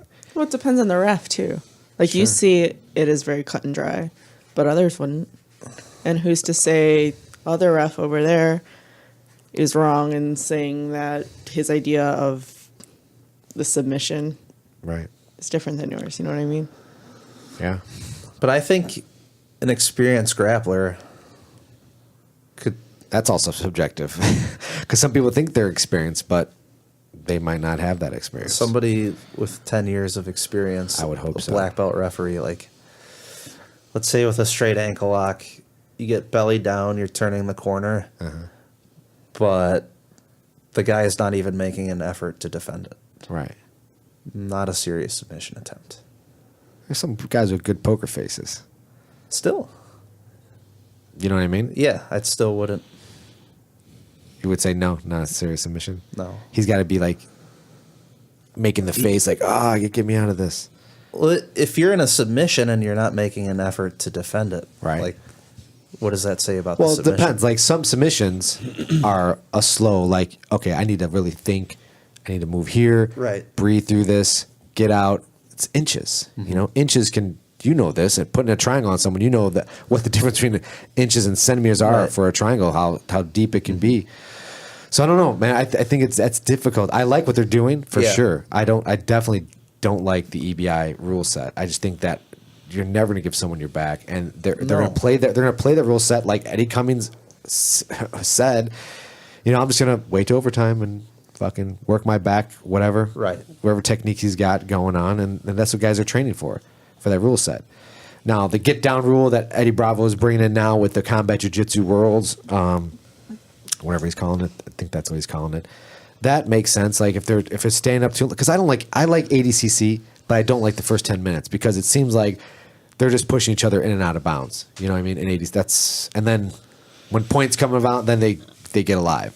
So it's like, but if they had that kick down. Part of the way I look at that is, I guess you could cross-examine that with MMA, for example. Like, or if you're in a street fight, a guy decides that he's going to pretend like he wants to fight, and he runs in a circle, right? Right. Okay, there's been people disqualified for that in MMA. Sure. That's why my heavy emphasis on who's initiating the action standing. Yeah. Especially from, my perspective with the big guys, Right. Most of the time I'm going to back guys up. There's guys out there that could back me up, but most of the time I'm going to back guys up. You want to pay attention to that. You know what I mean? And I don't, so I think it's just, that's what, and Greco, you watch, especially the old matches that didn't have the, before they got the 1 point for the push out. Yeah. The guy who's controlling the center of the mat and pushing the other guy out. Thank you. When the allotted amount of time went up before someone had to go down, the guy who was backing up went down, and the guy who was engaging the action got to go for the gut wrenches and all that kind of stuff. So I don't know. I think that's I think that's really important to look at. It's they should probably when there's a, especially at heavyweight, it happens all the time, but they should probably start yelling at the competitors very quickly. Like, you're backing up. Right. You need to circle in, or you need to put, you need Right. whatever. Because it's. I was wrestling with a guy today, and You competed today? oh no, I was in practice. Oh, just okay. Training. And he didn't want to engage, and we had the mat, and he just. I would go in to wrestle and tie up with him, and he would just run backward. You know what I mean? And it's just like, there's not much you can do in that situation when the other person's going to do that. Right. So I think there's just heavy penalization for the people who do that, and it should start quickly. Right. Like, keep it in the center. I mean, IBJJF it does. Yeah. Does it? It's fairly quick. Yeah. But do you think that it's because I'm not a takedown artist at all, and I just because I never wrestled and whatever, but coming into jiu-jitsu and then going into tournaments where it's like, okay, we start standing, and I get it. And when I first started, I'm like, okay, I'm going to collar tie because we'll learn collar ties and stuff like that. But I still don't know how to properly take someone down. You know what I mean, I can go through the motions in a training, but it just never really came to me. But do you think that it should be more focused? I just think that it takes a lot out of my body to train takedowns. Like it fucking takes a lot out of you. Yeah, and I just think that there is no tournament where we both start where we'd want to start. Like it's always like, okay, you have to grip first and then pull what you want to pull. There's a lot of tools and training you can use to mitigate that. So let's say I'm drilling my entry on a double leg where I cut the corner and like shuffle step and pull the legs. Sure. Let's say you do a set of 10. You take 10 shots. You get to the point where you're doing the shuffle step with the legs, but you don't finish. On the 10th one, you finish. Yeah. Because in my opinion, those are some of the most important steps of the move, like the entry and the right angles and everything like that. I guess I could see that. That makes sense. Right. I can get on board with And that. there's lower impact takedowns, like doing dumps on the single leg. That's not very hard on your body. Another thing that comes to mind is why I really feel like we don't want to punish the wrestler is there are guys that if we start standing, I'll take them down and get in the side or whatever, get in position and submit them. That if we start on the ground, it's much harder for me to get position on them and latch on submission. So I mean that chain wrestling, that goes back to what I was saying about why when people ask me what I do, I just say I'm a grappler. Right. You know what I mean? Because it's taking guys down. It's a completely different game than like if a guy starts on his back or starts in a half guard or whatever it is. But So his favorite position's half guard. Is it? It's the knee shield.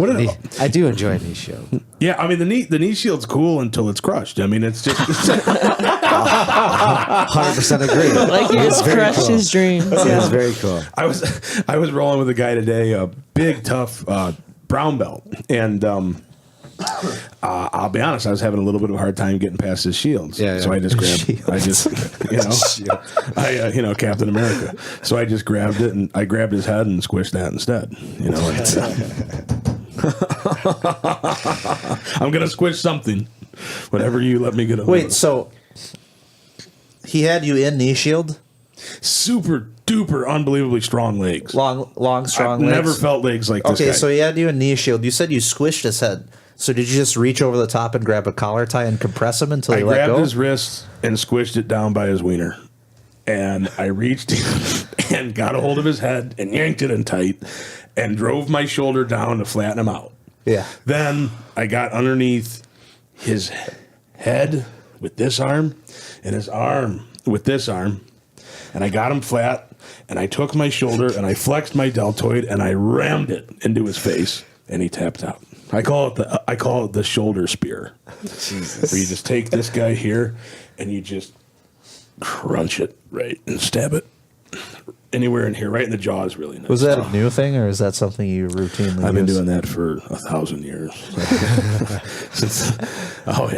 Yeah.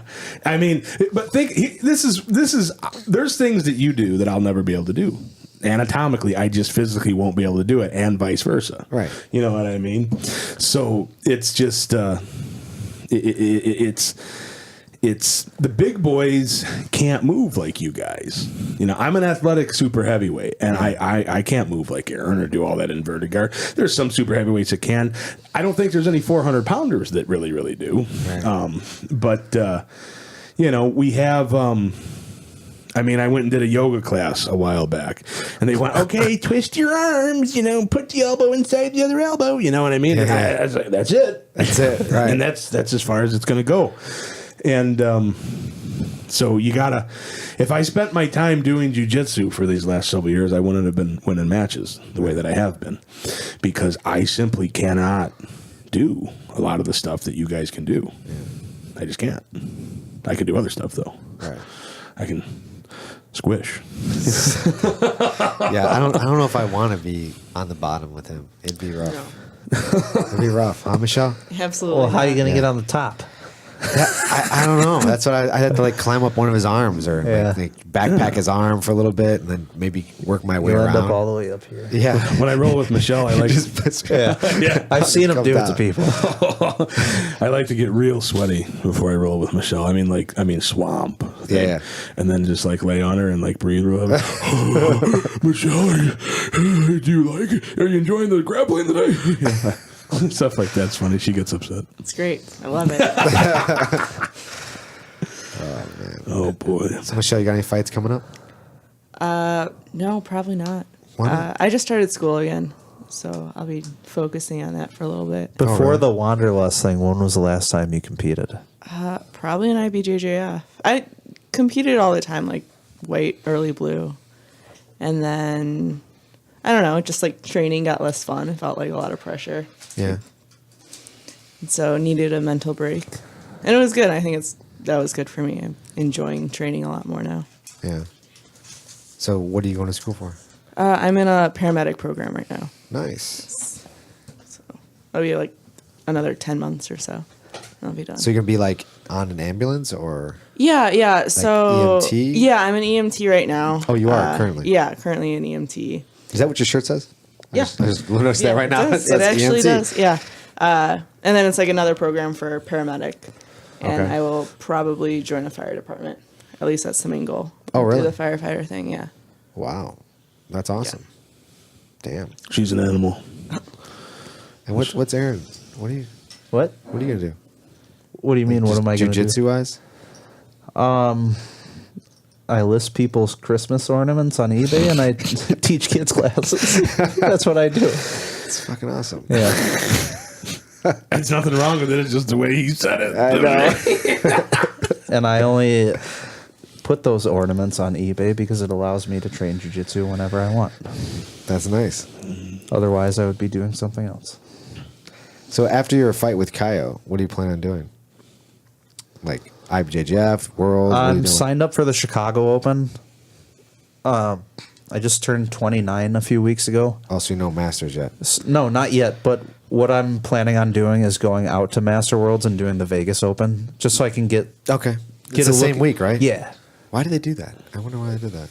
Oh, it's genius. Like you put, like the whole family could go. So, that's so true. they do the Masters, Makes they sense. do novice, they do the kids, they do the Vegas Open. So it's something for everybody. And it's all in the same venue. I believe so. Yeah. Yeah. Well, they have like 100 mats on the floor then? It's gotta I think be it's like crazy. 30 actually. Yeah, it's a lot. I don't know. I know super heavyweights that are doing Masters Worlds in Vegas solely for the buffets. I'm not making that up just to be silly. Come on. I'm dead serious. I got some buddies. I'm not going to name their names. They're like, hey, Big Tim, you want to go and do Masters Worlds? Yeah, that sounds good. Yeah, the buffets are going to be awesome. Like, are you worried about the matches? No, not really.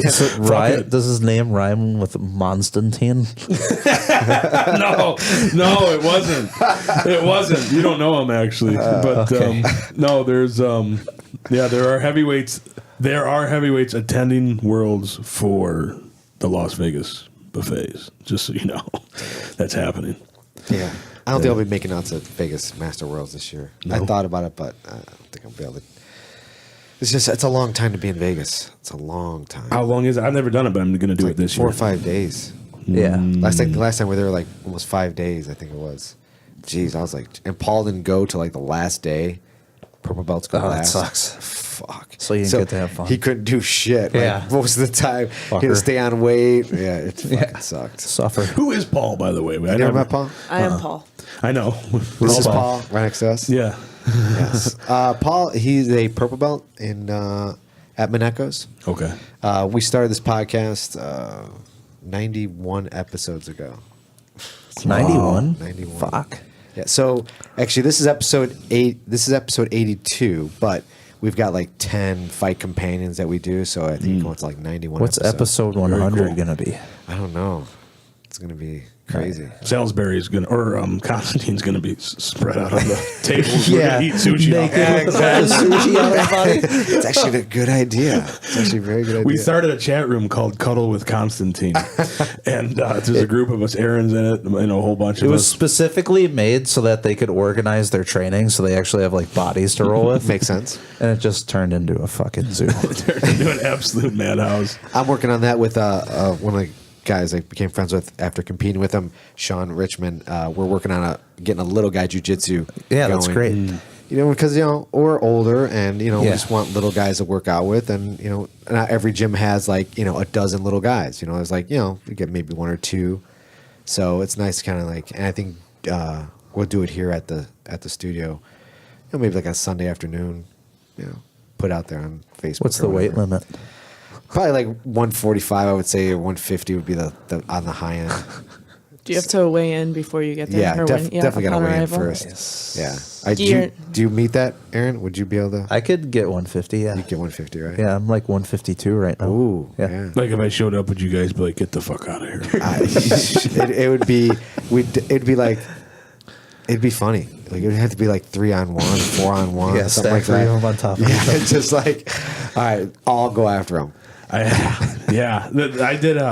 taught a jiu-jitsu class at a church for a while. Okay. Just to give back to the community and Okay. share some things like that with With the kids. nuns and everything. The nuns, yeah, no, and those priests. Let me tell you, but no, it was a non-denominational Christian church, and where were we going? I would go against the pastor would jump on the mat. He'd get on there, and I would go against him and like a couple of the teenagers at a time, and eventually we got to where one had a head, one had one on each arm, and one got to start with each leg, and then we go. But that got dangerous because somebody laid on my face, and I didn't have any limbs to tap out with. Right, So right. I had to get mean. I had to get. Did you bite? But no, I had to just jerk and twist, and but that was a dangerous situation because they had no idea what was going on. Yeah, but that whole story came about because the pastor of that church had told me that he had to put a deer down that got caught in a fence, and in order to keep it from wriggling about, they had a guy in each limb and one on the head, giving it a good stab and or a good slit. So I was like, well, let's do a he said, let's do a reenactment of that. Nice. Without the knife, Well, that's good. Did you see that interview with that? Who's that world's strongest man? What's his name? I always call him the Mountain from Game of Thrones. half Thor Born Jansen or something like that. Yeah, Where he was interviewed regarding that Conor McGregor. He fought, or they had some kind of sparring match, and he was saying that he'd be able to beat Conor McGregor if they really fought. He's like, I would just grab him, and he goes, if I can get a hold of him, I would literally just smash him. If he can get a hold If he can get a hold of I him. saw that sparring match. What'd you think? I think the Mountain's full of shit. He got tired. I think he's I full think of he got shit. tired, because and- you could tell by the way he was moving, he didn't know how to wrestle. Yeah. He's 6'9", he's 430 pounds. Right. He's the strongest man in the world For sure. But the stuff that, he was trying to do, he was trying to go for a front headlock over Connor's head without even snapping him down. Right. Stuff Yeah. like that. And I went into I was commenting on that on YouTube, and I was telling, What's your username? I was, we don't have enough time. Nightwolf69. Buttman 5000. Anyways, it was no, they had people were talking about the Mountain would crush him, and I got on there. I was like, hey, I fought MMA at heavyweight. I grapple at super heavyweight. I'm telling you right now, the Mountain did not. The Mountain would not crush him in a fight. At least not with the skills that he has right now. Right. If you taught him a couple things, maybe, or but He said in the interview it would take. He would have to fight 5 Conor McGregors to beat him. bullshit. 5. He said. So Tim Shee, how would you do against the Mountain then? I'd kick him out his ass. He doesn't have the technique. That's what it is. Yeah. If I had never grappled a day in my life, Yeah. the guy would grab a hold of me and squish me into a pole. Sure. Okay. But he's not going to right now. I mean, trying to do front headlocks on a guy that's standing straight up and giving your back up and stuff like that. It's nonsense. Plus, I mean, you're talking like, so you're talking about a guy who power lifts, right? He's a power lifter, right? Strongman. Strongman, right? Yeah. Strongman. Okay. You're utilizing different types of muscles for sure. In jiu-jitsu, you're using different muscles than you're using for strongman. And not even just What's his muscles, endurance like, different too? energy Right. systems in the body. Right. Totally different. Completely different mental focus. Yeah. I mean, with a guy like the Mountain, I mean, he could be on top of you winning just with his indescribable strength and tire himself out by not being to end the match. Yes. He's not going to submit me. What's he going to submit me with? Right. Say the strength is just so superior to He's mine. going to submit you with the claw. Yeah. Say the strength is so superior to mine that he somehow flops me over. Yeah. Which could happen. Right. But what's he going to do? Right. I'm not going to tap out to a forearm across my neck. I mean, Right. I'm just going to twist out of the way. Right. And then because you know how to move your body. That's right. He doesn't know how to move long his is he body. going to be able to put up with the immense power he has not working for Right. for 10 minutes? Exactly. And that's what happened with Connor, and I'm honest about that. You know what I mean? I like the big guy, and he's an unbelievable specimen athlete. He's just very few human beings ever walk the earth like him. But what's he going to go into boxing and win boxing matches? No. I mean, you understand what I mean? Right. So yeah. Yeah. You And got- I don't think he'd technique. pass USADA anyway. I don't think that would happen, right? Yeah. Because a guy like that can't be all natural. Oh my Like, god! impossible. They don't even hide it. In strongman, they don't test for it. It's it's not like powerlifting or he's. I'm a fan. I'm a huge fan of the Mountain. If he wants to be a good grappler, he's got to start training to be a grappler, Right. or whatever. Yeah. Until he does that, he's. He arm wrestled Devin Laurent, who is a world champion arm wrestler, 220 pounds. Devin beat him. Why? That's what he does. That's what he does. Technique. Yeah. Yeah, technique and then the specific strength applied to that Yes. endeavor. Exactly. This is exactly what you were saying. Right. Yeah. Right. Yeah. So, it doesn't translate at all. well, it's like, what is strength if you can't show it? Like, if I've never grappled and I grab a hold of Aaron and like Frankenstein, and I'm holding him down by his shoulders, what does it do? Right. Nothing. Nothing. Yeah. We had this kid come in the other day for the beginners class. Young kid, very athletic, and he was, came for the no-gi class, which we normally don't allow like beginners in the no-gi class. Usually it's blue belt and above, but maybe he didn't know it was no-gi. So he's like, comes in, Andre allows him to take the class, and so I was rolling with someone, I forgot, one of our teammates, and then he was sitting down watching, and then after the roll, he's like, "Hey, you want to roll?" I'm like, "Oh, have you ever rolled before?" Because I thought it was his first. I said, "No, I've rolled before." I'm like, "Okay, all right, let's see what you got." He's bigger than me, and I just think I'm like, I don't realize, But then I look at this kid, I'm like, this kid's gonna be a fucking nightmare, a terror, and he didn't know how to do anything. Yeah. Like he literally he was bigger than me, definitely more athletic than me, and he literally couldn't do. And I'm like thinking to myself, what's he doing? Like he doesn't even know how to use. Like they just get confused. Yeah. On the ground, they're like, I don't know where I should put my hand. Do I put it there? I'm just like, I wasn't being an asshole to him. I wasn't gonna sit there. I eventually swept him. I just just let him work a little bit. And I'm just thinking to myself, man, people don't realize like how uncomfortable it could be when you don't know. And Well, if you take a scientist and put him in a McDonald's to run the store, and he's Right. never seen the computer system Right. before, what's he going to do? But what makes me even what we know all this stuff, but then when you look at like people on the street who try to get into confrontations and they have they have no experience of talking or competing or fighting, and they just think that by them just talking like just being big or whatever they're going to do, it's like they're crazy. I'm You're like, absolutely I think right, it's man. that What are you insecurity thinking? that they've never had to prove it on a mat or a boxing ring Right. or a cage. It's crazy. I worked It's security insane for how years. that goes Did you? away the more you train. Yeah, Like, isn't it? It's actually the opposite. It doesn't go away. You're like, oh, I really don't want to fight you. Yeah. No. Yeah. My favorite stories from bouncing are the real small guys and some of the moves that they pull. But I threw this guy out of a club one time that had to be every bit of 130 pounds, maybe 120 pounds. So this guy is out there on the sidewalk, and he's grabbing his junk. After I pushed him out, he's grabbing his junk. Come on out here and drop to your knees, big boy, and suck my load, and all this kind of stuff, and on and on and on. And I'm looking at him like, have a nice day, sir, have a nice day. And it was this club Blackfin in Naperville. It's something else now. But there's this alleyway that if you went down, you could shoot down it and then take a left and then maybe sneak in the back door of the building or wait for someone to open the door. So he's screaming and he's grabbing his junk and he's yanking it up and down. And out of absolutely nowhere, he switches from 100 to 0 and cuts the alley and runs. And I'm like, I know exactly what this fucker's trying to do.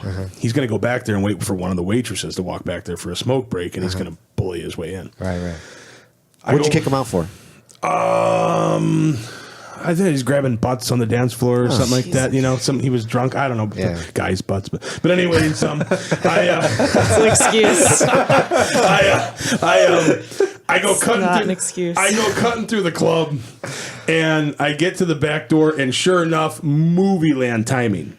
One of the girls that was serving was wrestling with this guy at the door. You can't come in here. You can't come in here. Right. She was pushing the door, and he was pushing the door. I go shooting down the stairs. Again, this guy's 120, 130 pounds. Now he's abusing one of the gals, right? Yeah. I yell, get out of the way. She gets out of the way. He slings the door open. I hit this guy in the chest, two-hand push so hard. He flew, smacked. It was wintertime. He hit the street and was sliding, and as I shut the door, he was still sliding. I never saw him stop sliding. I got the door shut, and he was still going, like a sled, And people always ask me, "Have you ever, fought anybody real big and tough at a club?" And yeah, I have, but those are my favorite stories. Stuff like that, And we still have. I threw a guy out, an NBA basketball player one night, but we never figured out who he was. Okay, I don't know who he was. So, anyways, long story short, what I'm getting at is there's a lot of people who, but yeah, you think of it this way: you ever have a conversation with someone, and regardless of opinion difference, you come to a conclusion quickly. This is not a reasonable person. Yeah. This is not someone who is capable of having a respectful, reciprocal dialogue. Yeah. They just can't do it. Well, that translates over into this behavior. You know what I mean? And where that spurs from, I don't know. But thank God our president is our president. But anyways, Trump 2020. But anyways, Nick, that was for you, brother. But yeah, it is astounding. I have had guys who have no physical ability at all, no training in fighting, chest up to me. You motherfucker, I'll kick your... I'll grab a hold of him and crumple him up into the hot pretzel. We talked about that earlier. Take him outside, and there's one guy, he was on the dance floor, and he was so wasted that he kept falling down. Okay. And then eventually what he decided to do was start grabbing the girls that he was trying to dance with and pull them on top of him. So they could just dance on the floor. So anyways, I walk up to this guy, help him up. I'm like, hey, man, I'm going to be honest with you. I've had a great time watching you have fun, but you've done all you can do today. Right. It's time to go. We're on the second floor. We're walking towards the door that leads downstairs. I kid you not, he's as cool as a cucumber. He gets to the door, and out of nowhere, boom, places both hands on each side of the door jamb. Looks back at me and goes, I've decided I'm not going. He says to me. All right. I grabbed him underneath his armpits and shoulder pressed him. Yeah. And rammed him into the wall. Do you remember this story? No. And I said to him, you pull one more move like that, and I'm going to smear your face all over the wall like a plate of lasagna. And then I thought to myself, that was really gay. I'm sorry, man. Don't tell anyone I said that. And I threw him out. But I actually said that to him, man. That was really gay. That was a bogus line. But it was stuff like this every weekend. That's so strange. Yeah. Naperville's a crazy place. Is it? Yeah. Is it crazy? Yeah. I don't know about Naperville being crazy. Not crazy. Crazy in a different way. Yeah. At night, you see, like that club was a restaurant until 9 or 10 o'clock at night. Okay. And there'd be really nice families, and then it turned into. And then they would get rid of the tables. It would turn into. There was people stabbed in there. Really? Yeah. Yeah. Jesus. One of the nights I was off, one of the security guards got stabbed. Beatings. Man. Cocaine. Infidelity. Sounds like a party. Unbelievable. Yeah. This bar was a cesspool. It was a fire hazard. Remember that? We won't get into all that, but I remember when I used to go to clubs. We used to go to a club. We used to go to Greektown a lot back in the day, and that used to be our spot. And there was this club called XL, and it was like after hours. It was like opened at like 4 a.m. That's when it opened. What? Yeah, it opened at 4 a.m. So we basically hang out at Greektown. We go to. So everyone was on coke. Everyone was on ecstasy. Yeah. So they're all popping pills. I never tried ecstasy. However, I would go to this club with my friends, and I just look at all these fucking people like just spaced the fuck out and all like with stuff like with the blow pops in their mouth and the fucking. And it was open at 4 a.m. And then you get out of the club and it's like 8 a.m. and it's fucking sunshine outside, and you're just like, what in the fuck is going on? It was so strange. I think back, I'm like, what the fuck were we doing? Like, so crazy. Like, we didn't need sleep for some reason. I don't know. Yeah. I don't know if they still have clubs like that nowadays. If that's still a thing, I'm not in that scene. But that was odd that it opened at 4 and it was packed, slammed. And people not wanting to give up. They don't want to give up. $20 a head to get in that place, and it was just like At 4 a.m. At 4 a.m. Fuck. Yeah. Oh, and yeah. There's still a line. There's a line out the door. Oh my And god. if everyone was on ecstasy, they didn't want to face the come down. No. There's a come down on the X. You know what ecstasy was originally made for? No. It was made as a psychiatric drug to give to unruly, unhappy housewives. What? Yes, look it up. That's serious. Interesting. Absolutely. It was when the man of the house would go out, and Michelle's looking at me right now. Michelle, what do you think about that, Michelle? I shake my head at like 90% of what Tim says, just for like reference. Yeah, but that's what ecstasy was originally made for. It was a prescribed psychiatric drug for that. Jeez. So man goes to brings his wife to the place. He's like, listen, Doc, you need to fix this girl up with something. Yeah. Can you give her something? I need to go out. All right, Yeah. she needs to relax. Is that a fact? Oh, I'm being 100% serious. Okay. 100%. 100%. When did this happen? 50s, 60s. It had to be. Had to be. The time frame I'm not completely legit on, but it was way back in the day. That's MDMA. That's the same thing, ecstasy, right? MDMA. I don't know. I think so. I believe so. I'm not 100% sure about that. I'm in the same boat. I've never even smoked weed. You never smoke weed? No. Really? No, never. Interesting. I'm not opposed to it. I've just never. I mean, I've smoked weed. I'm not opposed to it at all. I don't do it, but I've definitely done it. But there's nothing wrong with it. No, not at all. No. It's fine. There's other drugs. I've never done a hard drug. Never cocaine or. Yeah, me either. I've No, never done it. I can never get past the nose Just thing. booze. Like, Yeah, it's I don't want weird, to pump right? anything up my nose. No. Come on. I mean, that's not exit only on the schnoz. Yeah. Right? I mean, come on. Yeah. You know what I mean? All that stuff. Unbelievable. All the yeah. It's what fascinates me most because I listen to the Rogan podcast often. Yeah. And the DMT is something that I'm so fascinated about. But I'm too much of a pussy to try it. I don't even know because I would be so nervous. Like, okay, is this person legit? Am I going to actually get what I'm going to? Yeah. Because you don't know. Unless Rogan's next to you and you're like, oh, he's telling me it's good because he seems very knowledgeable in it, right? He seems like obviously he's done it a bunch and he probably knows where to go. But if they made it legal where you can get it and have this experience, then that makes more sense. But like now, with marijuana being legal in a lot of states now, and including Illinois, as long as you have a card. It makes sense. Like, okay, we're working. You can go buy it and not have to worry about it being laced with anything or go hide it. That's the scary part. Yeah, you're not kidding. I was a personal trainer at Export Fitness in Bolingbrook a few years ago. I'll make it the short version. A lady came in. She had a very expensive outfit on. I think she pulled up in a Mercedes. She had like this really nice handbag. Long story short, she comes up and she asks me a couple questions, and then she kind of runs past me, and then comes back out without any shirt on or a bra. What? Yeah. Oh yeah. Absolutely. Goes Inside the export. Inside the export. Okay. Goes over to the clothes rack and just starts pulling clothes off and putting them on her, her chest, and runs back into the locker room. Okay. So I alert the manager of this and all this kind of stuff. And long story short, the police had to come in and wrestle her out of a tanning booth that she had pulled herself into and was like screaming and yelling. She bought some weed just to toke a little bit, and it was laced with something nasty. Yeah, I saw this with my own eyes. Yeah. Yep. That's the thing. What the fuck? Yeah. It's so bizarre. I think people just.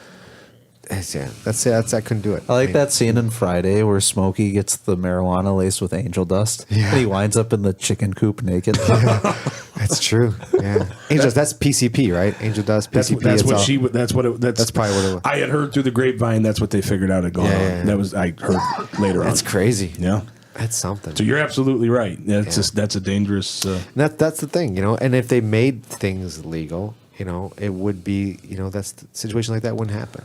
Where people can, try stuff out, and I didn't know this, that I guess if you have like a history of like people with like some type of psychosis, like you're not supposed to even take marijuana. Like there's like stuff that you shouldn't even try. Like even alcohol can trigger, these different type of events in your life, depending upon your family's history. So people who probably act normal that have a history of whatever can be triggered by alcohol, can be triggered by marijuana, and and then it gives those drugs a bad name. But it's because that person, that individual, shouldn't have been doing it in the first place, regardless of the drug. Could just be that triggered it. Right. So and that's just unfortunate, but. Yeah. Hopefully we'll get it all together. Trump, help us out. Trump 2020, Pence 2024. Look at Michelle again. I got her. That's one of my favorite things to do on the planet. It gets me so excited when I really razzle dazzle her. Man. What's going on, Michelle? Talk to us. No, nothing. Just you're not a Trump fan? it's my normal interaction with Tim. What do you think about? I mean, we don't really talk about politics too much on the podcast here. It's usually strictly grappling, but we are all over the world. So understand that there's people in like Korea, Russia. Are they robots though? I don't know. I don't think they're robots. We have a lot of people, a lot of Australian people listen to the podcast. A lot of Aussies. That's wonderful. So I don't know how everyone feels about the whole politics thing. I don't really care either way. I'm not a fan of either. I don't know one. too many grapplers that are legit Trumpers. I don't really know anyone that's really like. I stay away from all the politics personally. Me too. I think it's like watching WWE. Yeah, me it's entertainment. It's like, exactly. That's interesting. It's a couple things for me. Well, let's put it this way. I used to work out at Charter Fitness in Shorewood. Okay, and every fucking day I'd walk into the place and it would be Obama and Hillary Clinton on the television. And I immediately knew if she gets elected president, I'm not going to be able to work out. I can't come in here. I can't come in here and see this creature on the TV anymore. And I woke up the day after the election had been concluded and realized that Hillary Clinton was not going to be the president. And I really breathed a sigh of relief. That I've got a really good friend who is massively, I mean, he's got autograph stuff from Trump. Okay. Massively pro-Trump. And he goes on Facebook. He's a grappler too. He goes on Facebook and he types in, people will bitch and moan about stuff they don't like about him. He'll just respond 50 times a day, Trump 2020, Trump 2020. And I love it. There's things I like about Trump. There's no one's perfect, and it's all such a big fucking mess that it's impossible for everyone to do everything right. You know what I'm saying? I'm not a hyper political person at all. Yeah. The options that we had, I'm personally happy that Trump was the person elected. The lesser of two evils. Is that what you're trying to say? When some, this is where it gets good. And I do. I mean, there's things about Trump that I appreciate, but when someone comes to me and they have a massively passionate anti-Trump thing to share with me, I don't get butthurt about it. Right. You know what I mean? Like, okay, I'm right, you're wrong, whatever. Yeah. Right. No, but yeah, that's about as far as I take it. I guess it's just like, if I don't know a person, I really can't formulate an opinion about that person. Like if I don't know, if I have never talked to you and I just see you on television, how do I know what's going on? How do you know what's in that room when they're speaking? You don't know. It's like I said, I always relate it to WWE. It used to be called WWF in my day. That's how old I am. So WWE, you don't know what's going on behind the scenes. You know, it's all scripted, but you don't. They're friends. They're talking, and they put on the show, and they come out and they do their thing, and it's fantastic.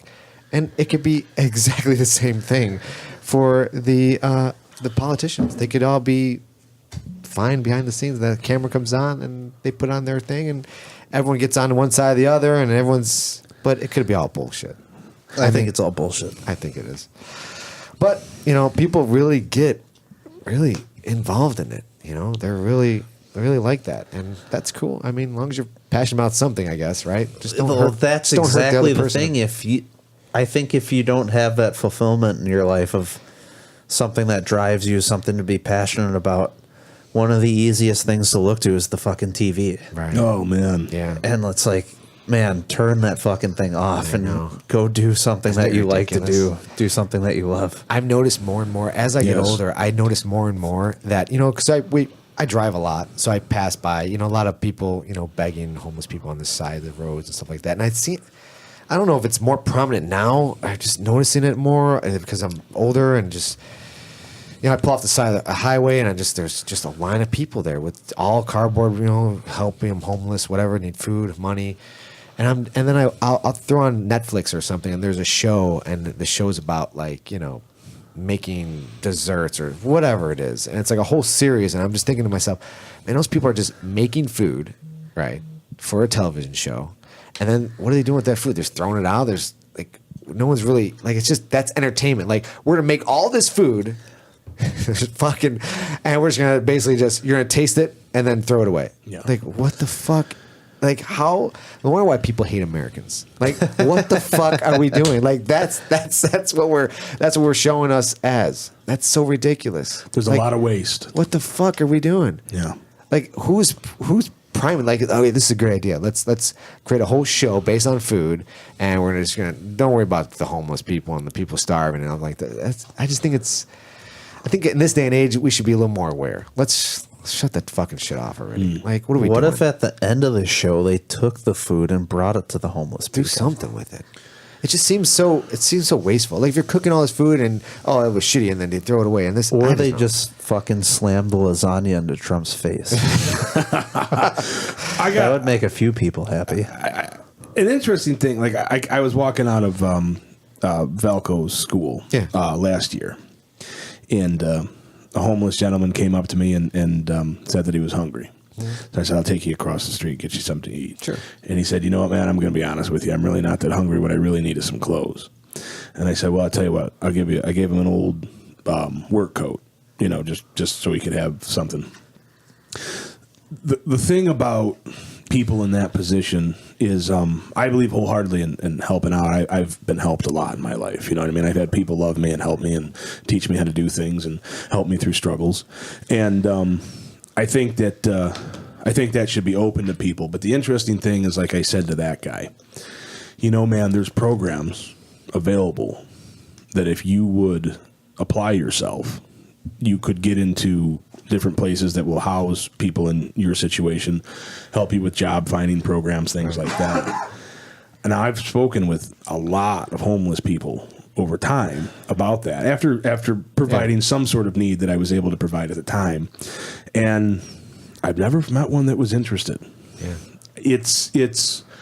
I am not a person who says, you know, oh, screw those people because they're lazy, or screw those people because they're a drug user. No, I don't want to see anyone starve. I don't want to see anybody starve. Right. But when you have that conversation with them, like if you walk around on the street, like if you did that for a day, like I'm going to have a conversation with 10 homeless people, you'll be surprised at how unreceptive they are to long-term help. Of course. So it's I mean, I saw a guy begging for food on the street. I gave him a cheeseburger, and he opened it up and saw there was mustard on there, and he turned it down. Yeah, I've seen that. You know what I mean?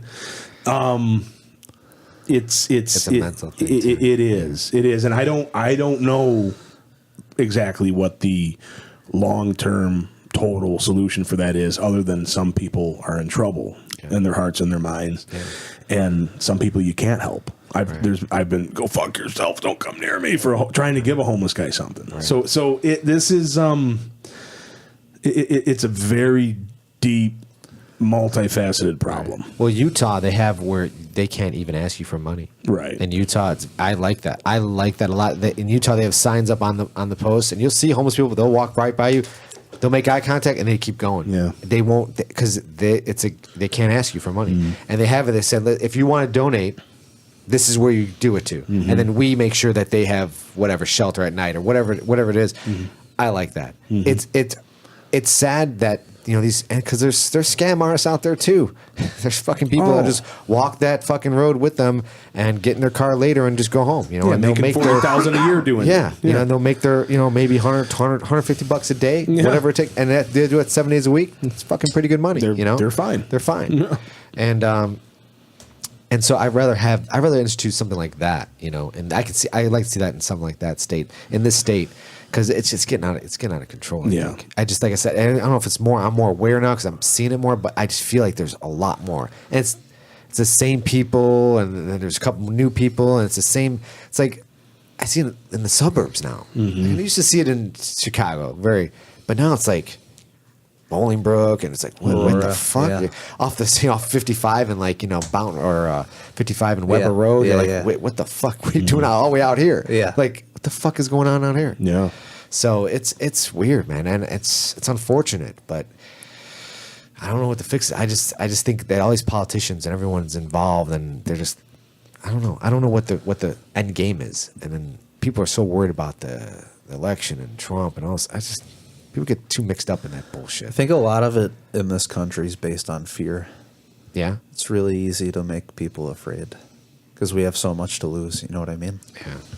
Well, it's because we're a consumer-based fucking country. It's really unfortunate. That's it. Consume. It's all we do is buy. And I'm guilty of it too. Now I'm realizing I'm just like, I can't keep buying shit. I'm just done. I want nothing. I want to own nothing.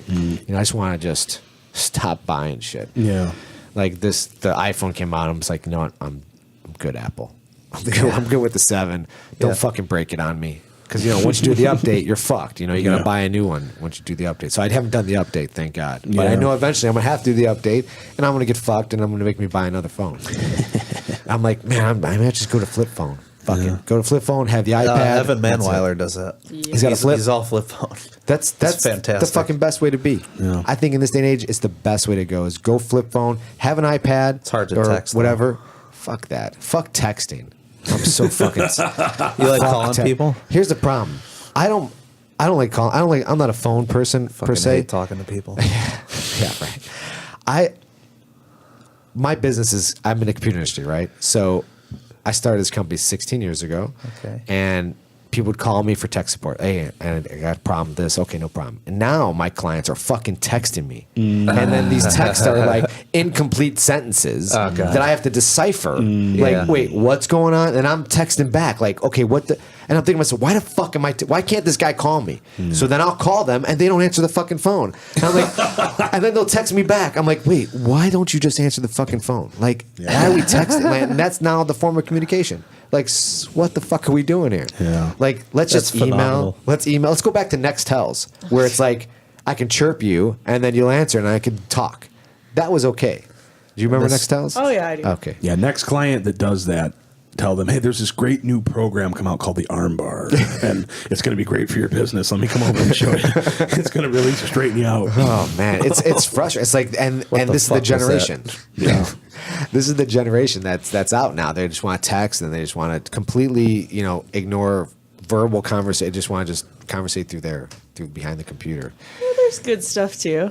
What's like, that? So I'm at school again. I have my computer, and I take all my notes on the computer's notes pads, and it immediately goes to the iCloud, and I have it on my phone. So Beautiful. when I'm at work, when I'm in between classes at jiu-jitsu, I've got all my notes there. Right. So I can go through them. Same with my note cards. If I'm on my computer doing homework, all my texts and stuff will pop up on that computer. Right. So I'm not constantly like looking back and forth. Like, What are doing those this, texts? Are doing those this. are those business texts? Or are they just friends? I mean, just like friends or whatever. Like, That's what I'm talking about. Yeah. Fuck them. Fuck your friends. Worry about school and get that. Forget those guys. Fuck them. All right. Just worry about getting through school. That's why I'm here. School I've got is employees cool. here, and I see their phones are going off. I'm like, that's not work related. That cannot be. You cannot get that many texts in a row and it'd be work. It's not. It's their boyfriend. It's this. Come on. What are we doing here? Like, how much do you need to talk to somebody all the fucking time? Michelle, tell me. Hey, you know what? And I know your phone's been blowing up right now. I still like get her all phone's my. been lighting up since this fucking pod. Who's texting you right now? Who are all these people? My phone, every call I've gotten has been clients calling me right now, so I'm sorry I've been dealing with that. Oh, that's fine. But I just, and Paul also texted me too. All my email comes to my phone too. Yeah. So all my school emails, all Yeah. the PowerPoints from teachers, everything is on my phone then. I sent too, you which is nice. I know I never Facebook replied to Messenger you. the other day that I never received a response. That was on purpose, Tim. Oh, wow. There you go. Well, that's not very nice. I don't know. I think flip phone, let's go back to the flip. Let's do that. Let's do it. I like the GPS on the phones, man. Just Yes. popping. That's how I got here through the Oh, yeah. cemetery and Yeah. everything. I'm driving in here and I'm like, what the fuck? I mean, it's fucking giant cemetery. In lefts and Forest rights. Park, there's more dead people than alive. Yeah. That's true. Yeah. That's how many Even the fucking ones walking cemeteries are around are here. dead. That's so metal. Yeah. Isn't it? And Crazy. you're like, yeah, that's where I want to stay. Let's Yeah, put my let's move office there, right there. Yeah. That's coincidence that it happened. Might say more about you than Yeah, right. anything else. Funny thing, no. Ooh. Oh boy. Oh boy. So Aaron, any more? So what's up with? So you and Kyle, I want to get back to this because I haven't heard enough shit talking yet. I want to hear some shit talking. I think I shot my wad on the first one. You did a lot, yeah. I know Kyle was upset a little bit too. Kyle initially. blocked him on Facebook. Before he knew. Before you knew. Oh, he blocked him. Yeah. That's okay. I feel bad. I didn't mean for it to go that far. You didn't. No, I It was didn't. all friendly. It was. You can't take anything Aaron says I serious. just No. want to give him a hug and kiss him on the head and tell him everything will be okay. So you think during this match, if you have the opportunity to give him a little kiss on the cheek, you'll do so? A little whisper I sweet almost nothings. made a status on Facebook about that today. Has anyone ever been DQ'd in a tournament for just, leaning down and kissing their opponent? Is that even a thing? I don't know. That's what I'm asking. I don't think so. Would I it mean, throw like- you off if your opponent just kissed you in the middle of your match? I think it would. It would fuck I think me up that for should sure. be the penalty for stalling. Every time you get a stalling call, let's say you're in the close guard and you're not doing shit on the bottom, top guy, kiss the bottom guy. And then each penalty will be a different level of kiss. Like first penalty, kiss on the forehead. Second penalty, kiss on the cheek. Third penalty, kiss on the lips. Fourth, French. Right. That's kind of a penalty for both guys. Yeah, I see. That's Yeah. I'm sure there's a market for it in Europe or something. Aaron, I want to see you do that knight in shining armor MMA fighting they got going in Russia. Oh, like the medieval shit? Yeah. Wait, Oh, what God. is this now? They I put have on not the seen- full medieval shit. No, they and they get don't. in a ring. Yeah, they do. Fight with swords. Fuck. Yeah. With real swords. They don't have edges on them, but they're metal. Yes. What's the point though? Come on. Oh, I don't they hurt each other through the with just a pong. Jesus. Yeah, there's tap outs. There's a guy on top of another guy, hacking away at him with the sword, and he tapping out from getting him. Yeah, you haven't seen. Oh I've man, not seen that. It's hilarious. unbelievable. Fucking Russia, They man. also got team MMA going on over I there. seen Like that. 5-on-5. Oh, my God. Yeah, that's a weird. Aaron's favorite was the arm wrestling MMA. What? So they start. Arm wrestling MMA. They start like fucking duct tape together. So they can't leave the area. There's an episode of Rogan where he flips out on this. This is the dumbest thing ever. So I love it. I don't think it's dumb. I think it's great. So they're duct taped together, which will immediately snap your elbow or snap your arm if somebody freaks out the wrong way. Yeah. They're allowed to punch each other. They're allowed to go for submissions. You see a guy dive over the table and try to armbar the free arm. It's fantastic. I saw a guy. Yeah, it's called X arm. One of the UFC guys did it. No. I think it was Art Davies. I'm pretty sure. Oh my Pretty God. sure. He's been searching for ideas. Why? Since he saw- What is with the new I understand trying to, but that seems like a I'm really gonna stupid Google it. I idea. need to doing it start right now. fact checking. Oh jeez. There was a guy. They Not were trying to locked be a up. bum. They started off. It's like, oh, I think this is the match right here. and the guy jumped, looped his legs over. Let's see. Are they starting up like in like the old? Yep, those Art Davies. Come on. Yeah. So they're in an arm wrestling like table. They're on a table. Yeah. Oh, shut the fuck up. That is not real. So good. Shut. Oh my. Are you fucking kidding me? I couldn't believe it the first time I saw it. It's brilliant. I was depressed. He's head kicking this fucking guy. What the fuck is this? Oh, they get KOs and everything. So they're just taped together. Their one hand is taped together, and then it's just a table separating them. Finish him. That's the real sub-all thing. Oh my god. So the base of this is okay. We're gonna put a table in between two guys. We're gonna glue their hands together, tape them together, and then they can't leave between the table. They have to stay in between that table the whole time, and they just have to punch each other. Beat the fucking shit out of each other. That is fucking insane. Mm-hmm. What the fuck? What the fuck? How does that even elevate to a skill level? No. Like, I don't even know. What do you... All right, guys, we're going to work this move today. Okay. That's not on the same level as the cooking show. What's the fucking point? What is the fucking point? Oh, my God. That is so ridiculous. I thought And I'd then, seen it all. a few years ago, this didn't last for obvious reasons. There's these guys in the South and, this obviously, homemade boxing ring with fucking tasers duct taped to their heads. Come on. I swear to God. What? And the good tasers, too. What? What's a bad taser? Yeah. You mean Like, like are these the heavy duty? Are these tasers they're the ones where you just zap, The one right? Catwoman had in Yeah. Batman Okay. Returns. So those are constantly on the whole time. Yeah. And you come on. Yeah. That's so crazy. They're throwing jabs. Bzz. So what was that movie? Where they had the swimming pool of sharks with lasers on their forehead. What was that? Austin Powers. We're gonna see that. It's gonna be. That's what they wanted to do at the first UFC with crocodiles and shit. I did not hear about this. No, you got to read the books on the first UFC. Oh, please. They had Hollywood directors in on it, and they're like, "All right, we're gonna dig a moat around the cage. Fuck, the cage is gonna be electrocuted. No, this is real shit. Yeah." This is real. That's real. Yeah, that's what they were discussing before the first UFC. And swear to God, alligators Did a lot of editing. Yeah, yeah, a lot of editing. We guess we can't electrocute anybody for real. Right. Dan Severn, I saw him being interviewed one time, and he was offered some sort of fight, some far off, I don't know, it was Mexico or something. And he said that they offered him a lot of money, but he was looking at the rules, and they were allowing guys to go into the cage wearing cowboy boots and shit like that. And he said he turned it down because he was like, you know what?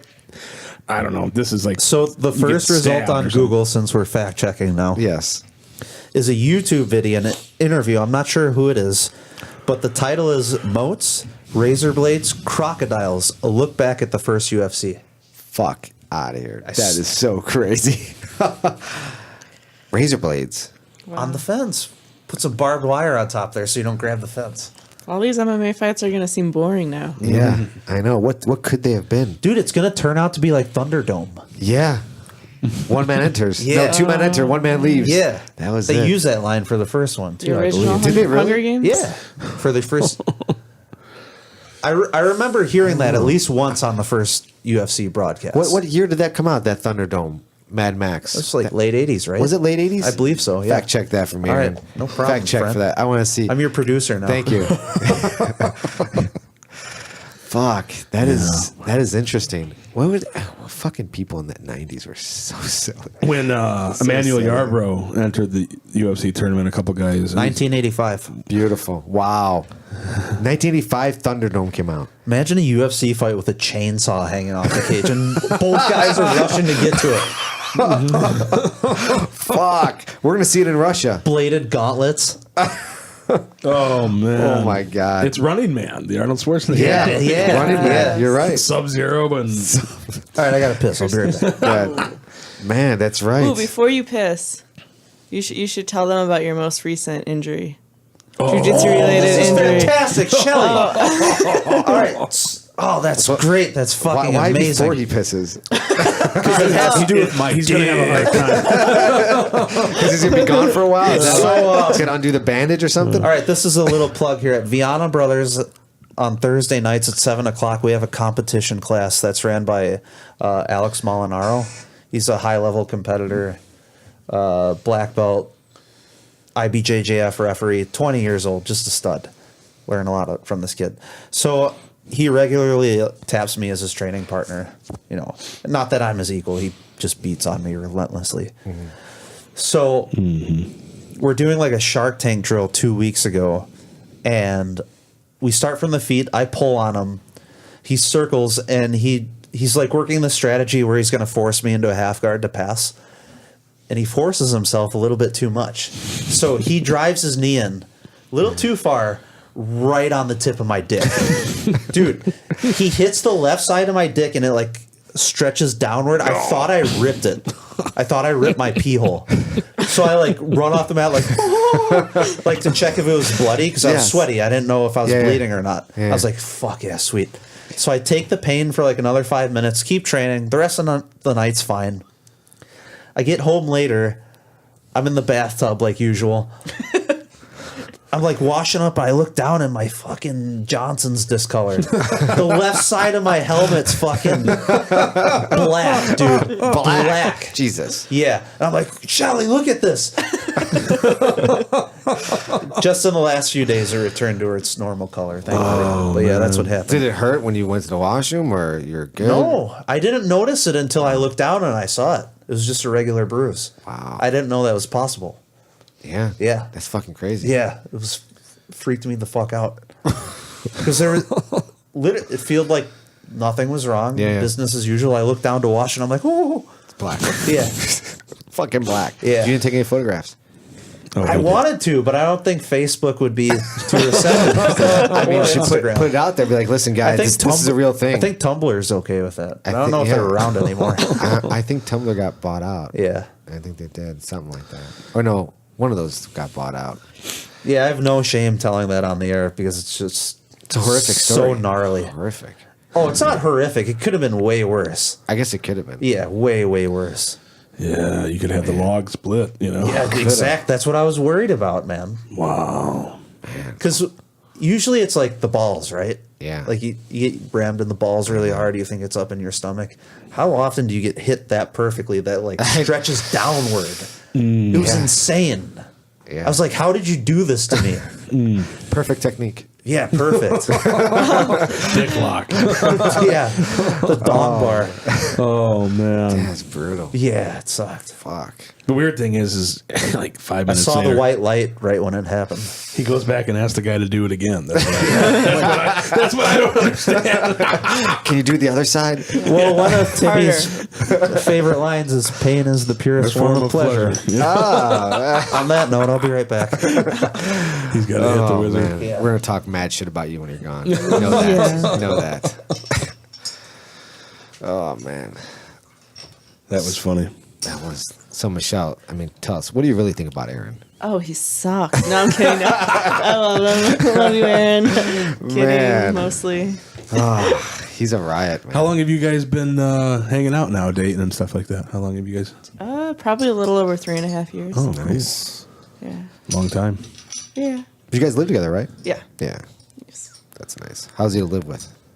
Oh, he's really easy to live with. That's super good. easy. He's actually extremely clean. Yeah. Yeah. Like in his car, not so much, but in the house. The other day I was over there and he was scrubbing the couch. Oh, really? Yeah, he had a dish sponge and he was just scrubbing up the couch. Yeah, that's because who was sleeping last on that couch, Tim? I don't know, that big fat nasty cat of yours. The cat is wonderful. For the record. Yeah, no, he likes to keep a tidy ship. He's got some roommates that don't follow in his desire to do so. That's for sure. Yeah, that's for sure. It's not bad. You should see while he cleans. You motherfuckers, you got the fucking eggs all over the plates, and I get to scrub it. Fuck. But as angry as can be. Yeah. That's funny. It's good stuff. Yeah, he's fun to watch compete. I like watching him compete. Yeah. Yeah, he's a character. Is he? I wonder. I know he's gonna do something for this event, right? He's gonna do something silly and Of plan course. something. Of course. Grappling games allows him to do whatever he wants. Yeah. Yeah, they're pretty fun. I like their venue. I mean, I like their setup. I'm just not a fan of the 40 matches or whatever. I think that's just Sounds like a lot. much. For jiu-jitsu, it's a much. Yeah, I've not been to one of these events. I've Yeah. never been to Oh, one, but yeah. that sounds like a lot. I compete at one of the grappling events, grappling games pro events before. I fucking love being on stage. It's fucking dope. They got the lights and they got the music. That's really cool. But yeah, it's a long night. You know, the kids matches. You know, it's the kids. The kids matches are. I know why they're doing it for the kids, and I fucking support it 100%. I just think when you combine, you know, kids matches and then you have like, you know, high level black belts at the end and they get no like. It just seems weird, you know. I just want to showcase those black belts because those are the guys who are pushing those kids to compete. And if no one sees those guys compete, they're not bringing their kids to go see those guys. You know what I mean? So it's kind of like let's promote those guys a little bit more, you know. And then kids tournaments are great. They're fucking big. Why do the kids need like that stage Those at that kids sell a lot of tickets. They do. They bring all their family and grandma and I get it. I get it. On I that think side. it's a good attraction to open the show. I like what Fight to Win does, where there's like But they don't do a lot of kids. 2 or 3 kids That's it. matches, Right. That's it. to get And everyone blue belts. excited. No blue belts in fight to No win, blue which belts. I agree with it as well. I also agree with that. I agree. You know, purple belt and above, and they can even and purple belts, man. There's some fucking beast out there. You know. Yeah, there are. Fuck. Shit. Yeah, you know that. But yeah, I mean, I enjoy that. But yeah, the kids, so many young when they're really young, unless they're really high level. There's that one girl. Fucking From New Breed, yeah. Mariah. Mariah? Yeah, she's good. Jesus. I've refed a few of her Holy matches. Yeah. fuck. That's a super athlete. Yeah. That's someone that's different. That's someone Well, it's should just be somebody who's really dedicated. really. But that's someone you can definitely put on a stage. That Right. But when you put someone who's like, really goes once or twice a week. And come on, what are we doing? Just matching up people for just the match sake them of for the sake. Right. Let's showcase the people who should be showcased. Let's put them on a platform who's going to be big. I'm not saying those young kids aren't going to be big, but you know what I mean. It's just it gets a little ridiculous. So But it is a business too. yeah, I know, and I don't know. And grappling games does pay their competitors really well. Yeah. They take care of everybody. Yeah, they do. They did a good show. I think Fight to Win. They have a beef with grappling games. Yeah. Well, it's business, Well, it's just like who was first. It's like Microsoft and Apple. Yeah. They have that beef. Like, oh, well, we came out. We thought of this, but everyone steals from everybody. It's the way it is. Everyone's adopted EBI rules for whatever the fuck reason. I don't know why. Did you see that's, Salisbury versus Constantine? Yeah. And how the EBI? Yeah. Oh man. Well, it's like that was really easy to adopt because what other standard was there? But why is it a standard? Can't we just have to Fight to Win, judge decision? Okay, that's it. 3 referees. Fight to Win wasn't really established when they started doing the first EBIs, I don't think. Are you sure about that? Pretty sure, yeah. Oh yeah. Fact check. Fact check that. I don't know, because I think the referee's decision, 3 referees. I'm down with that. Are you doing another companion for the next EBI on Sunday? Nikki think- Sullivan's back. Yeah. Yeah, Nikki. I don't know if we're doing a companion for that one. When's it? You- 16th? Is it? No, the 24th. No, 20. What is it? The 23rd? 24th. 24th? Maybe. Yeah. Well, I don't know. I'll have to see. So the first EBI was June 1st, 2014. Okay, and the Okay, Fight to Win. Fight to Win. Oh, it's got to be way after that. Oh, yeah. Years. It's got to be 15 for them, at least. Man, I didn't think it was that. Past events. What we say? I'm still... Because I thought Seth was doing it for a while now, I think they had a regular tournament. like a regular. Yeah. Yeah, they still do, I believe. They do Fight to Win. Yeah. Like just Yeah. a regular... They tried to do it in Chicago for the first time they came here, but they didn't have enough people sign up. Before they started the professional events, and that's something that No. The That- same. that was- the same. That was as a different professional. under a different name. It was like Yeah. American. Did they have a MMA promotion?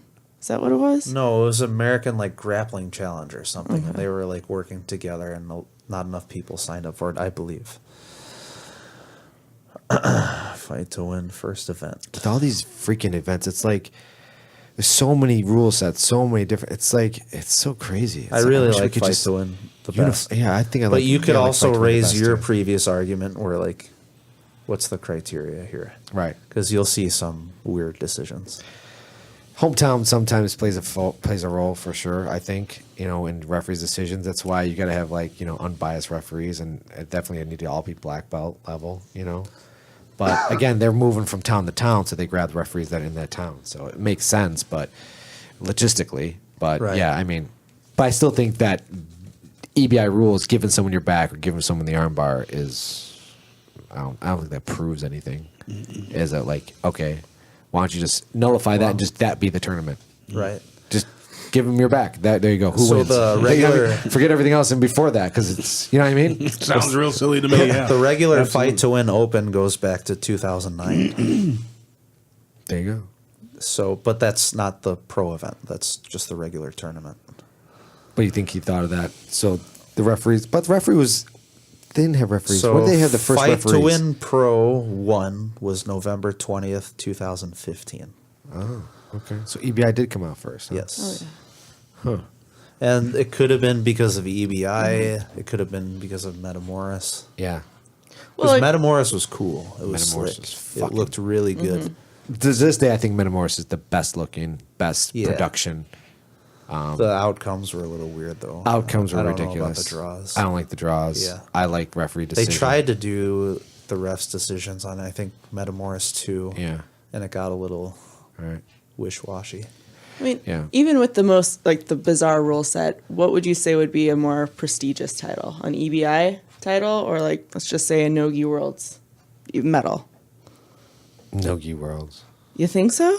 Yeah. I don't think so. I mean, I guess it's two different worlds, like sub only EBI. and points, but I You would think say EBI? EBI. Yeah.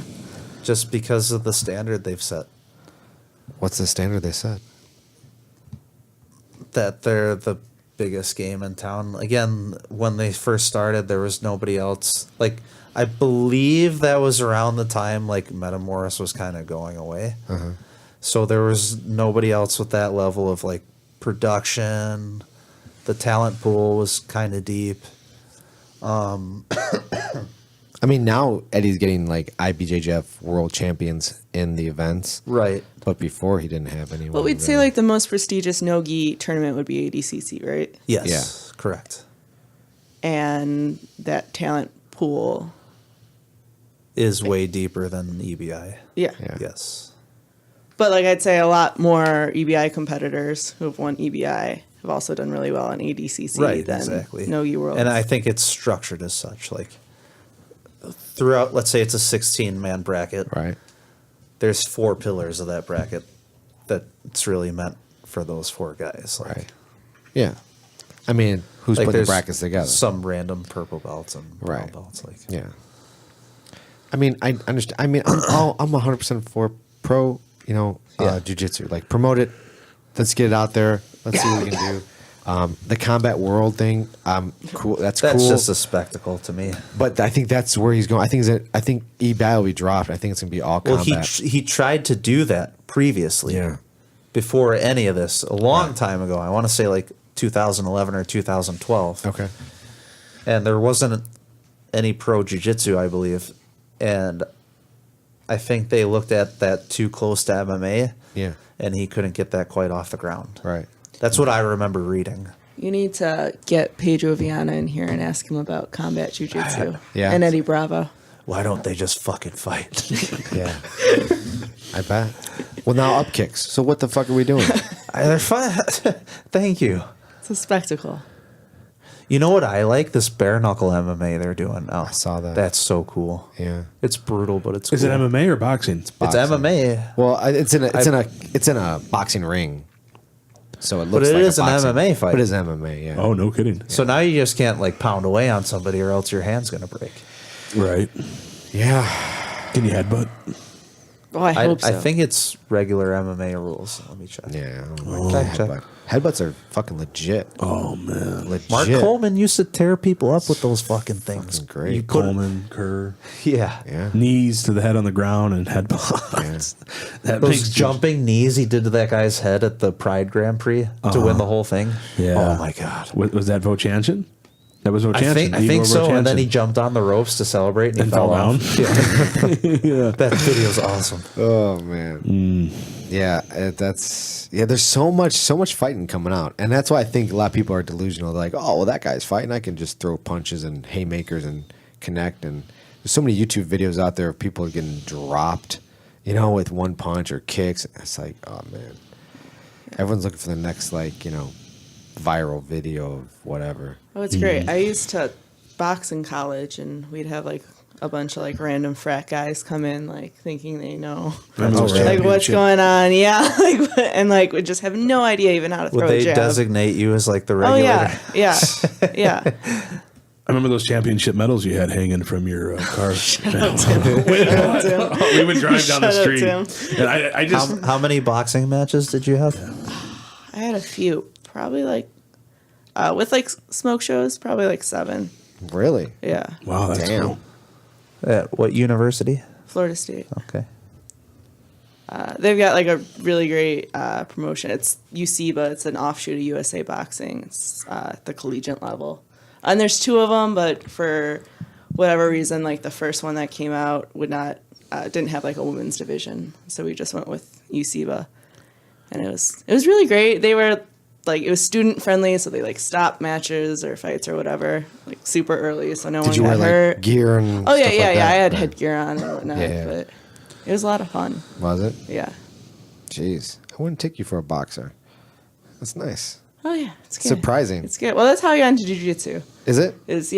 I went to an MMA gym for the boxing, Yeah. and everyone was doing sports jiu-jitsu, so I just jumped in.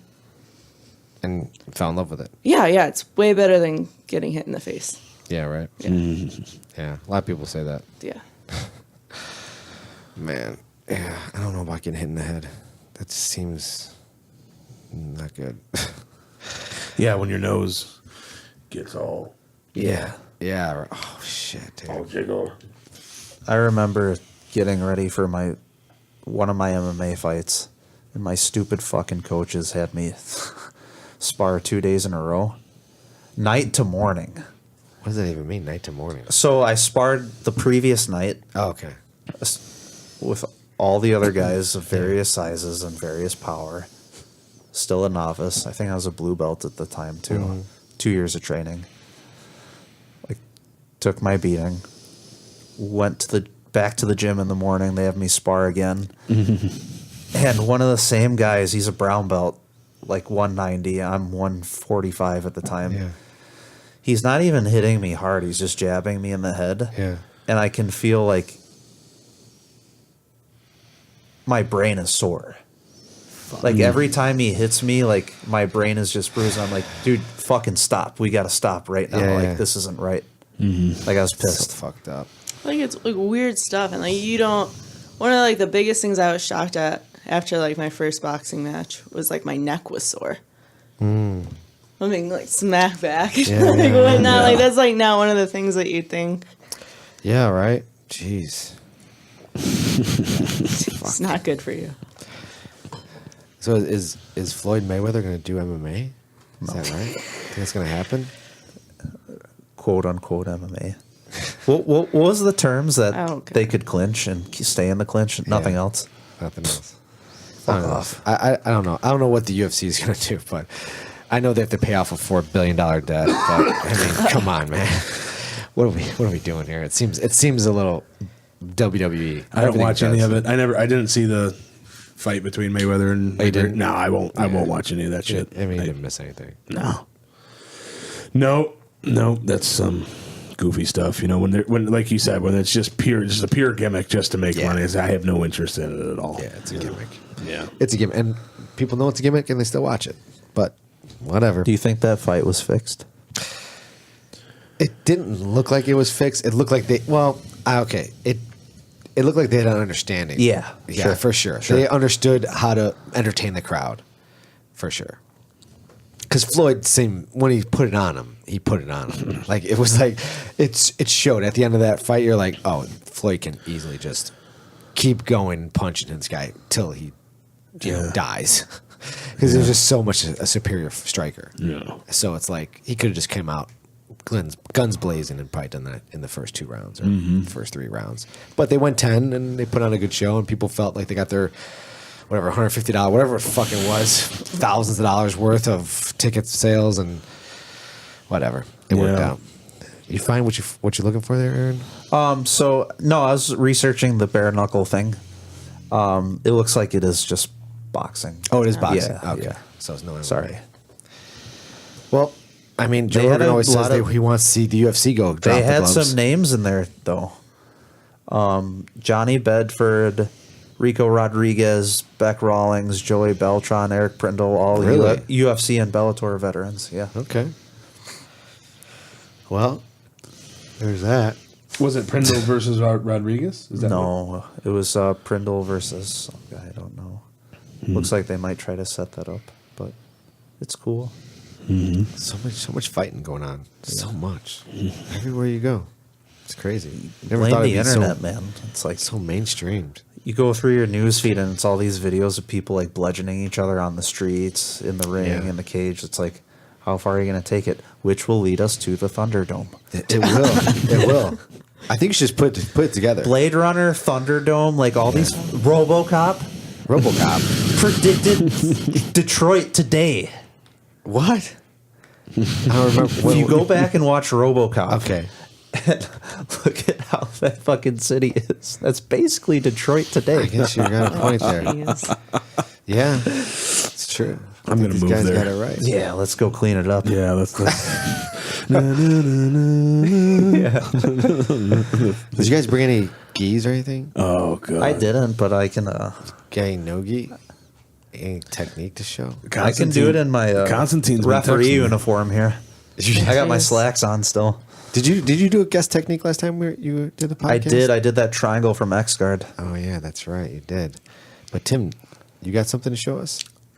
What would you like to see? I don't know. Something that a 6'2", 300. How do you show a squeeze? Yeah. I know. Can you show us how Yeah. you squeeze his head? Yeah. Yeah. Like the mountain Well, in Game of Thrones. I'll show you 2 or 3 quick squeezes. They go one right to the next. There you go. All right. How But do we- on Aaron though, not on me. Okay. So I'll film it. All right. You guys ready? You guys ready to kill this thing? Let's go do a little technique. Let's do it. Because I want to see this guy on the mat. All right, Tim.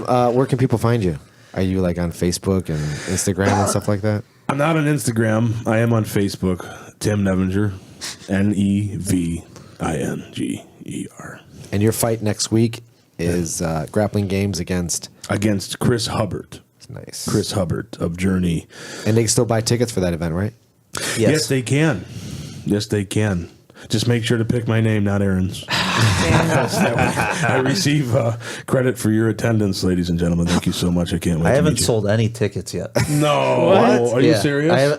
I need to sell at least a table or 10 tickets to get paid. So buy some fucking tickets. You know what? Though? I can't talk a lot of shit to him because I it's my first event. I haven't competed in a while. Yeah. I've sold 11 VIPs, but fuck. immediately I thought to myself, how am I going to do this again in a couple months? Yeah. How am I going to sell another? Exactly. Right, That's what right. it's- Aaron competes. So, I mean, yeah, is that kind of how it goes? So, yeah, that's the feeling you get, but you'll be surprised how many people like love you and want to Yeah. come out and support you every time. We just want to see what you're gonna do. Your like walkout. You have your whole gimmick all They set don't up. leave much of a room for a walkout at grappling games because What? You got the whole thing there, right? It's so small though. Oh, it's small. I'm going to And, walk like, slow. Right, that's what you have to do Yeah. because like as soon as like it's like a 5-second walk. Yeah, for sure. As soon as you step foot on it, they like cut your music off and everything. There's no lights or anything. Yeah, You got to get in good with the DJ, or whoever's doing that. Be like, listen, bro, this is what I need you to do. Here's a little something extra for you. Okay. Slip on a little 10 spot. He'll be all right. Get an extra 20 seconds of music play. Write out a little script for Cruise. Yeah. Yeah. So, so people will be able to see you against Kaio, Yes. the rematch In the gi. in the gi. Brown belt. If people didn't know, we are brown belts. Also, shout out to Kaio. He's taking his first MMA fight. Good for him. Yeah, Yeah, in September 29th. Yeah, I'll throw that out there for him. I'll be cheering him on for sure. yeah, Yeah. It's gonna be fun. That's cool. I like that. And Michelle, what do you have for Instagram? Aaron Vincent Brooks. Nice. Michelle, where can people find you? Facebook, Michelle Dominik. Instagram, think it's M Dominik BJJ. And no fights for you coming up soon, huh? Probably not. No Unless IBJJF someone- either? Doing Probably not. Maybe. The summer Next open? weekend, I'm gonna beat the shit out of one of the purple belt girls in the parking lot and be like, "Yo, this girl needs somebody to grapple. Michelle, go get her." Please don't do that. Okay, I won't. All right, I'll thanks, put guys. a banana peel on the ground and let her slip on it. Thanks for coming in, man. I Like Tim appreciate you guys tripped coming over and doing that this. foot. Sorry, I didn't mean to interrupt. Holy shit, Aaron. All right, guys, it's been a fun, and let's go do a little technique. Sounds good. See you guys. Peace. Hey, everybody. Thanks for tuning in. For more information about Grappler Union Podcast, you could visit us at our website at grapplerunion.com. You can follow us on Instagram at Grappler Union. Please like us on Facebook. Be sure to subscribe on iTunes. And all of our episodes are available on our YouTube channel. Say what? Be sure to subscribe. Yeah, subscribe to all that shit. You got to do another take, right? Oh.